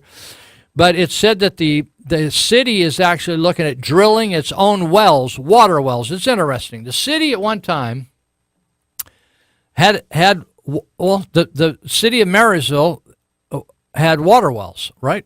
And those water wells were purchased by California Water Service. And so now the city is saying, since you have those wells and you're charging us through the nose, we can't afford to buy your water. Your water's so expensive, we can't afford to water our own parks. So now we're going to go in our parks and we're going to drill wells. Now, I guess the city has a right to do that. I actually was wondering whether I could drill a well at my house and just eliminate, could every house drill a well? Because what my friend who is a maintenance guy at Cal Water, he says that even during the worst time of the drought, when everybody was on, even Marysville was on restrictions, the water table in Marysville never dropped any because we're right in between the Yuba and the Feather, and the aquifer is always full. Now, I wrote an article. You'll have to look it up on the Territory if you're interested. Welcome to Browntown. And that's my new name for Marysville because when I was raised here, and the only time you would ever see a brown yard, very, very unusual to see a brown yard in Marysville for decades as I grew up, was when somebody abandoned a house or somebody died and the state didn't take over, but everybody's houses were taken care of. And now, in fact, I just went and talked to my neighbor the other day. I said, how come you don't, what's up with water? It's just all burnt. They're letting everything die. They said, well, we're supposed to take care of the yard. We're renting here, but we can't afford to. We just can't afford to. And all up and down the streets of Marysville, you see. In fact, the PG&E doesn't even water the trees out at their power substation, and they're these big, beautiful evergreen trees, 20, 30 feet high, are just dead as can be. So I looked up. I didn't get Linda's figures until too late, but I want to just give you the Cal Water Service is going before the California Public Utility Commission. They call it CPUC. They want 16.9% increase over 3 years, starting with 2020. And they claim the typical bill in their argument if you looked at your insert in your water bill, if you're from Marysville, the typical bill in Marysville is $50.84. Doesn't sound like very much, does it? Well, when you realize that the only water those people are using is to flush the toilet, wash their hands, cook, shower, right? Maybe wash some clothes. The biggest use of water in a household with a yard is outdoor water. That's your biggest expense. And when you look at, okay, what are all your uses? They have ways of figuring all that out. And so what's happened in the city of Marysville is people can't, if they were watering outside, that bill would be $150. Or it could be $200 or $300 a month. So what's happening is if you compared, maybe I didn't even compare on this. I don't even have the Linda, and I compared Linda, Olivehurst. I guess it's a second article I must have written. Linda and Olivehurst are about a third of this cost, a third to a half. I'll have to look it up and see if I can find it, but I might not make it before the day's out here. But let me just give you a history. Since 2003, California Water Service has bumped rates nearly every year for a net cumulative increase of 128.8% over 10 years, an average of 12% a year. Additional increases are proposed. I wrote this in an article years ago. 18.4 in 2014, 20.1 in 2015, 9.14 in 2016, or another 47.9% over 36 months. So basically what's happening is we use the same water, same quality water. You know, they have all these ads that come across my Facebook site. Oh, it tells how wonderful they are and how pure their water is. Listen, every water supply in the state of California is under the same exact regulations, whether you're in Oroville, Chico, Lincoln, Placerville, all the same. Even if you have even out at Glad Tidings, we provide our own water through a pumping, wells and stuff. We have to have that tested by engineers and submitted to the state.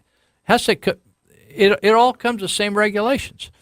And so you're not getting any better water if you go next door. So we can cross over the bridge. Just takes one bridge to leave Marysville and go to Olivehurst and Linda, or go to Yuba City, and the price of water.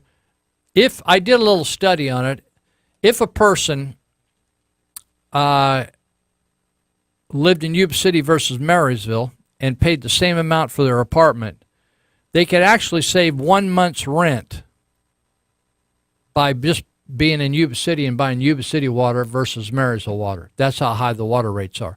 So it's fascinating to me, the city of Marysville. We tried to get the city of Marysville when we were fighting the CPUC increases. We tried to get the city council to get on board with us and even buy the water system back from Cal Water and have a municipal system like Linda, Olivehurst, and Yuba City have. And they have lots less water rates because they're not paying $1 million salaries, or we're not having to pay stock dividends, right?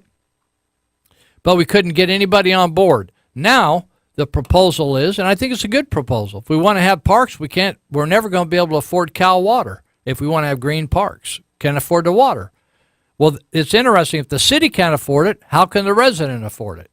So if you drive around Marysville and you wonder, wow, these people must all be on drugs. Nobody takes care of their yard. The fact is, they can't. They just can't afford to pay the bill. So that's another interesting thing about the proposals in the current Marysville budget is to pop some wells. All right, so let's see where we are here. All right.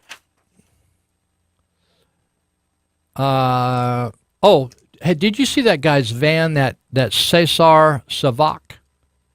You know how when people, this new concept of wrapping a van, where they wrap a scene, the whole van, they wrap it with a plastic adhesive, and there's a whole scene there. It could be a mountain scene. It could be the name. I know Giveke Ford Kia, they had their car that they drove people, a courtesy car, they drove them home when they dropped their car off to get a tune-up or new tires or whatever. So they drive them home and pick them up and bring them back, and they wrapped one of their cars, really cool wrap, and it tells Giveke on the side or whatever. And so to me, when I saw those, it looks like somebody took that van in a shop and just put all those stickers on at the same time. Have you ever seen people put stickers on their car? They're all random, stuck all over the place, stuck here, stuck there. Some of them are old, some of them are new. Every one of those stickers is brand new. Didn't you notice that? And they blocked out every stinking window. And the fact that nobody had vandalized that car, do you think if I put a MAGA sticker on my car, you think that thing would get keyed or a window knocked out or my rearview mirror knocked off? Come on, man. This thing is as screwy as a $3 bill. That guy may be screwy. That guy's got a heck of an arrest record. I'm not going to spend time today to go to an arrest record. But that guy's had some problems in his life. But honestly, to me, what makes more sense is somebody paid that dude to show up at Trump rallies and hold up Trump signs and build a little scenario. And then they decked his rig out. How does a person get all those? I don't even know where a person gets all those decals. You know that? Have you ever seen them?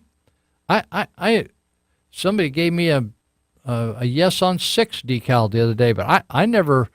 I mean, they're not like over there at the Constitutional Republicans place at Shasta and Bridge. I think they have stickers and some stickers. They got some Trump wear, they say. But honestly, man, you see on Facebook all these people getting their face knocked off by wearing a ball cap. You know, it's just like Nazism. It's crazy. So we got a van that the guy's been driving around in, looks just clean as can be, and brand new stickers, hundreds of stickers on that van. Unbelievable. I don't buy that for a minute. I think it's screwy. It's a screwed up mess. All right. Oh, let me just, let's see. Let me just see if I can get up here and talk about this, and then we'll get back to, if I can do it quick. Let's see. Oh, I noticed this. I got a kick out of this. If Bruce Jenner, remember Bruce Jenner? He was like the triathlete from the Olympics. Then he felt he had his feminine side coming out. If Bruce Jenner can keep his penis but be considered a woman, then I will keep my guns and be considered disarmed. Doesn't that sound fair enough? Okay. So just a thought. You want to go take a break? Okay, take a break. He's saying take a break.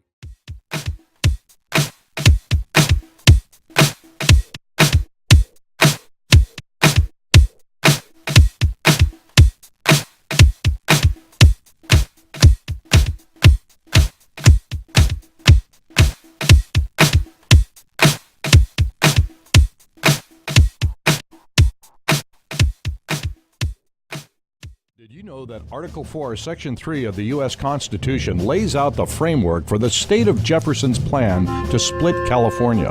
A state can be formed from the land within another state if the state legislature and Congress approve it with a simple majority vote. 51% is all it takes. Your vote doesn't count in Northern California.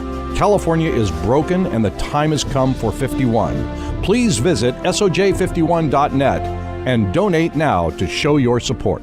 Check out the Territorial Dispatch. Papers are weekly and can be obtained free at distribution or by mail through subscription. It's the only locally owned and operated newspaper in the region. The paper is the rest of the story. And also check out the E-Territorial. It's an online version of the Territorial Dispatch which features local news and events for the Yuba Sutter, Colusa, and Nevada County areas. You'll also find daily and breaking news updates, current traffic, and weather information, along with a calendar of local events. Visit the E-Territorial at eterritorial.com. Right, we're going to try to land the plane here by noon, and at noon, a sports talk show will come on. But up till then, I want to talk about the welfare system or the giveaway system in the United States. At one time, if you look at the history of how we help people in the United States that were not thriving, whether they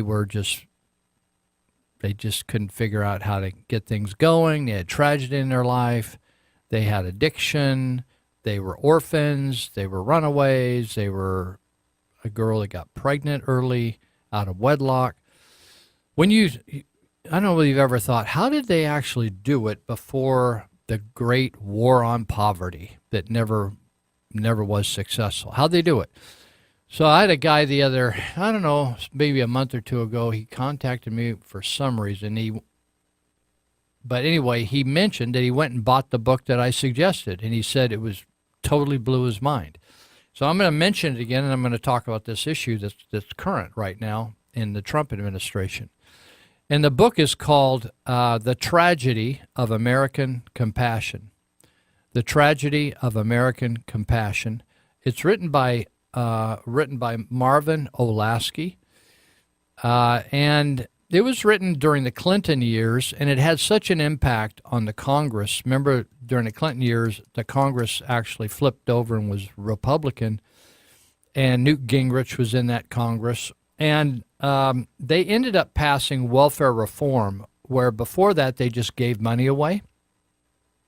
But then they started to require people to train to go to work or to go to work. And they helped them with child care, and it was just more innovative. And so many people, the liberals said, people will die, people will starve to death, people will, they repeat it. Usually the liberals will always say people will die, and that's supposed to scare everybody. So, but people didn't die, and in many big states, welfare was cut from 1/3 to 50%, but in California not so much, because California resisted the reform and the innovation, and did not require people to go to work like they did in other states.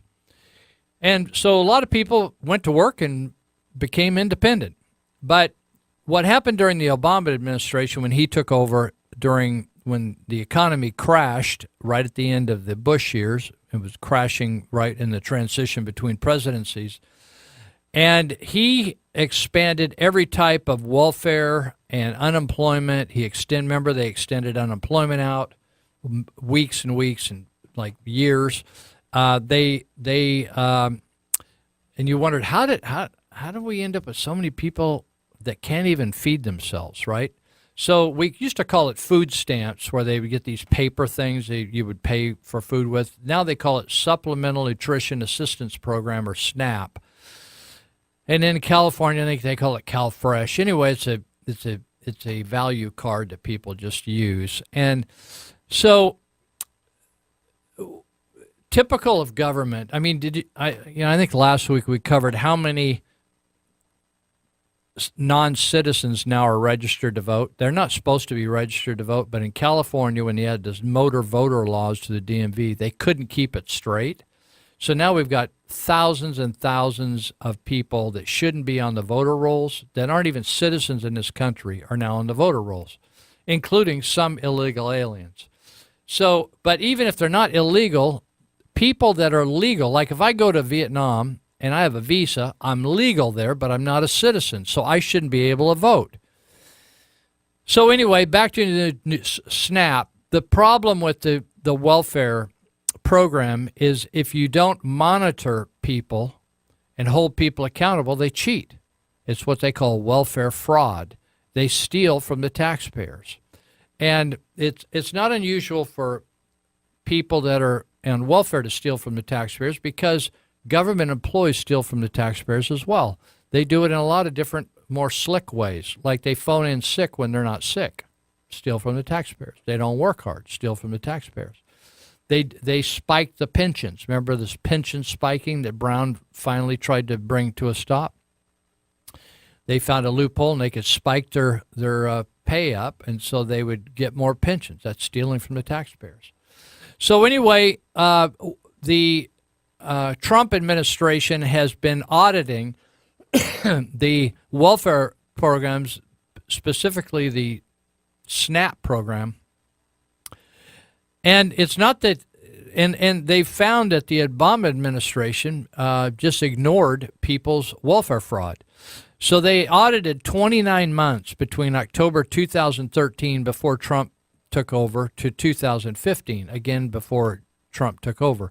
The period during, it's right during when the Obama administration, the numbers peaked. I think it was like 50 million people on food stamps. So the Office of Inspector General, which is the auditing group in the U.S. government, they went through 1.5 billion SNAP transactions. That's amazing. Or $23 billion in SNAP redemptions. And they looked at all these authorized dealers. They're looking for potential fraudulent transactions. A fraudulent transaction would be where a guy, say I have SNAP, and I go in and I say, listen, I want cash. I don't want to buy any food from you. I just want cash. And so a dishonest retailer would give me, say I got $100 on my SNAP card. He'll give me $50 and take the value of the SNAP card off, like I bought $100 worth of groceries, right? So he doubles his money, and I end up with cash when SNAP's not supposed to be cash. So the audit found that Obama administration SNAP officials approved 3,394 SNAP retailers. Like if I had a little small grocery store, I could apply to be a SNAP retailer to take SNAP cards. So they approved 3,394 SNAP retailers that use Social Security numbers of dead people.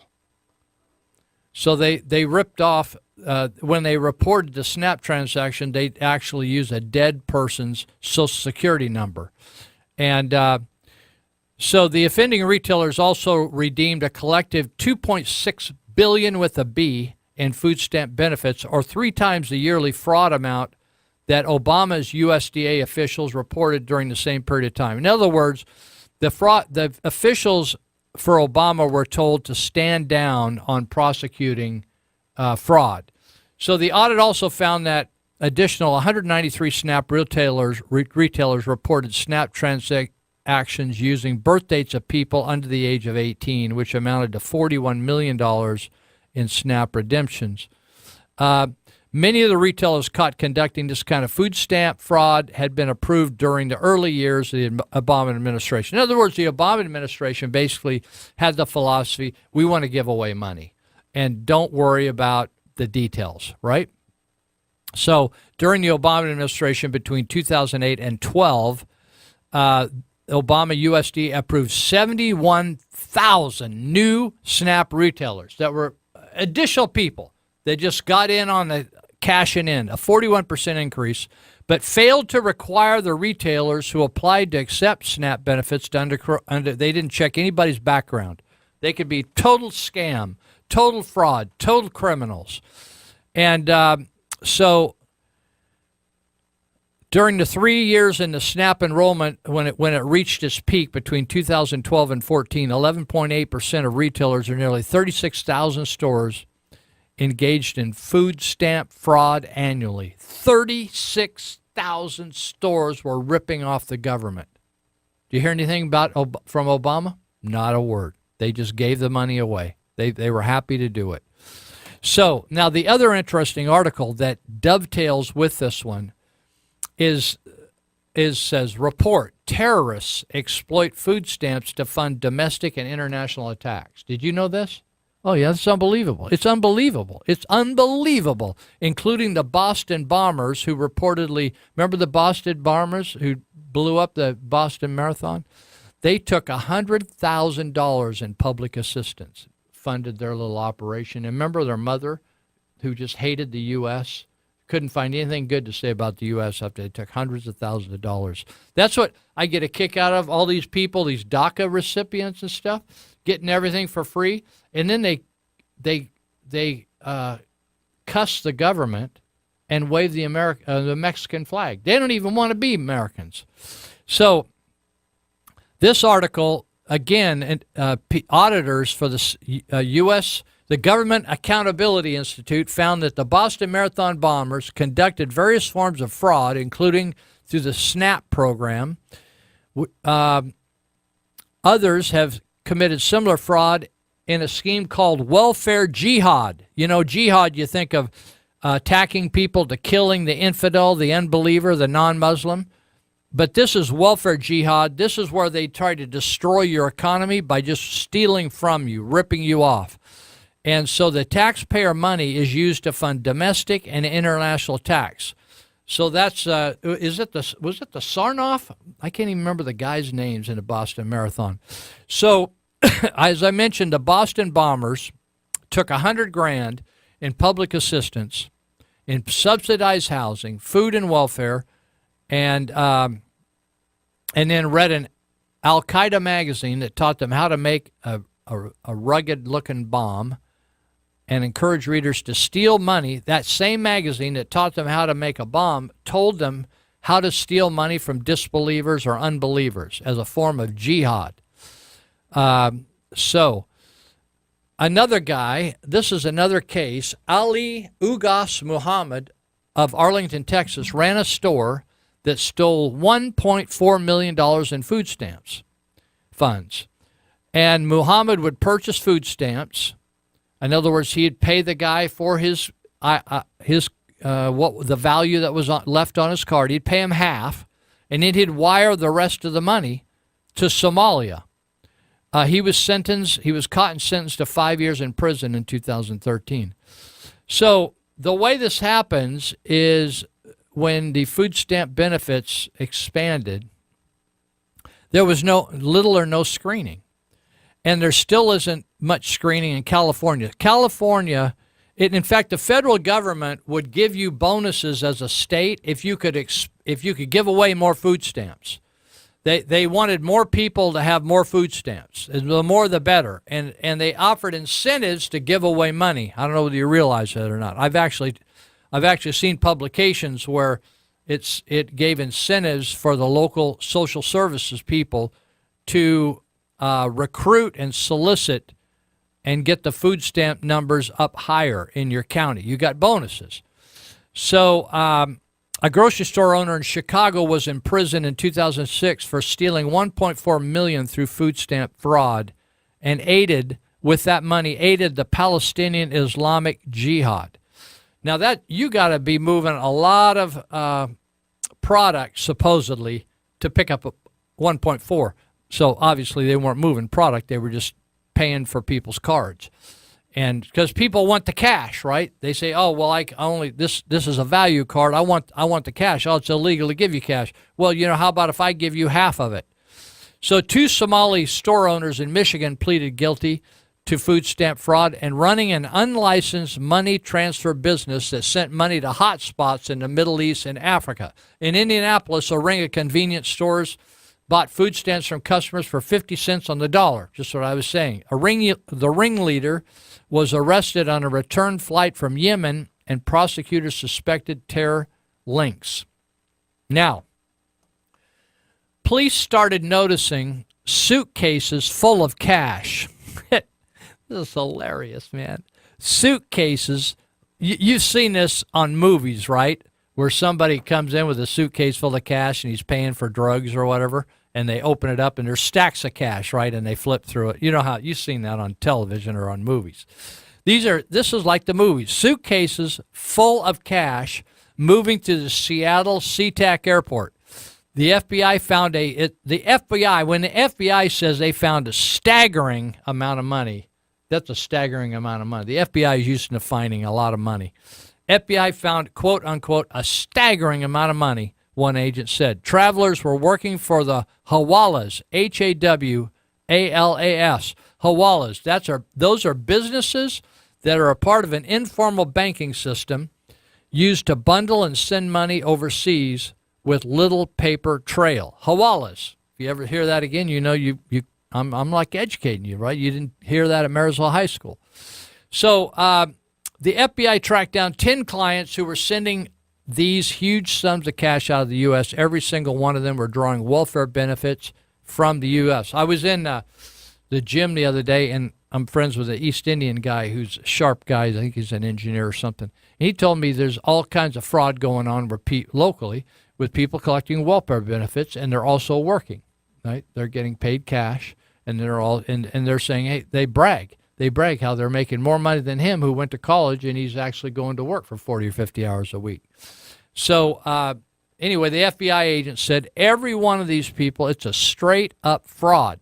In Dayton, Ohio, can you see how, did you notice that the food stamp numbers or food, what do you want to call it, SNAP numbers have dropped precipitously under Trump? Well, it isn't just because people are getting jobs or they're afraid of getting caught being illegal. The illegals are not supposed to be collecting the money. It's also because I think a lot of people they're investigating and they're busting a lot of these stores.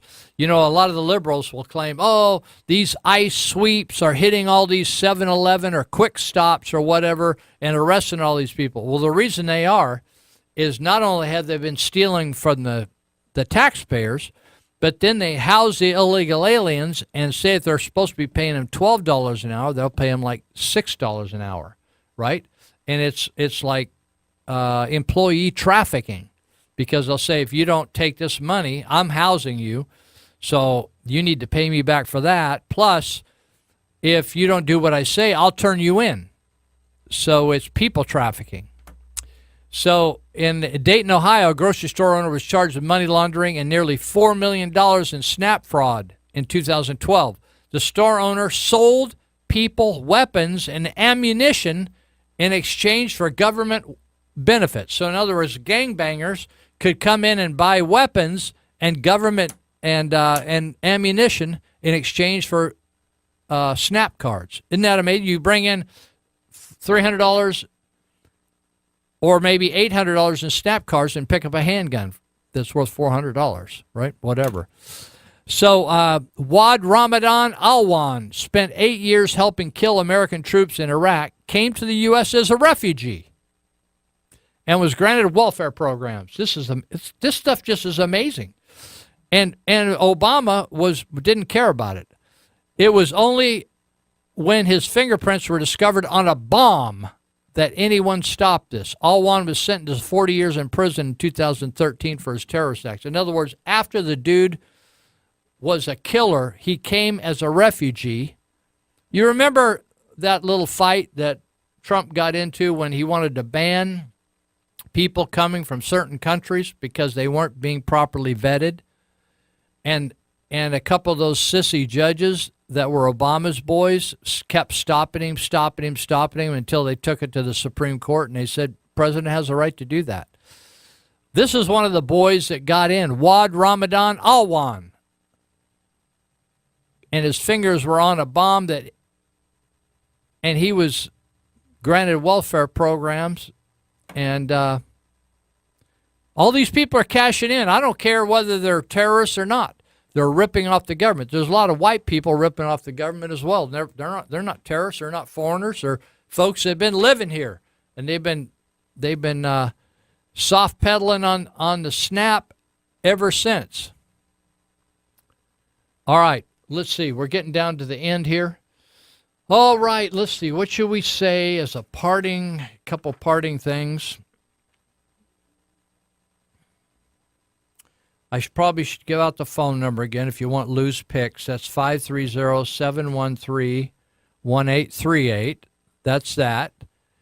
Don't forget to listen in. Oh, I got a text. I told you the Facebook site I didn't know for the Constitutional Republicans.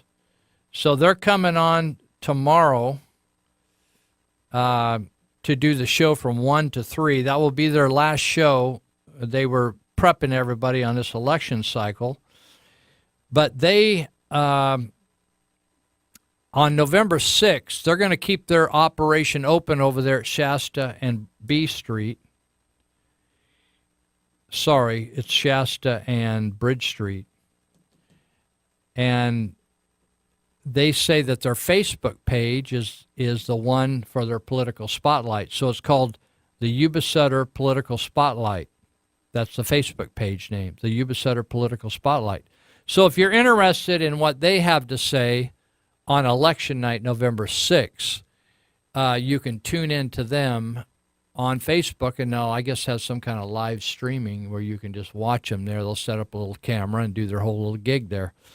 So check that out. Okay, so this week, if you run into somebody that you think is kind of unique, treat them really kindly because they might be an angel and you don't really know it. So we'll catch you next week. See you later. 1, 2, 1, 2, 3, 4.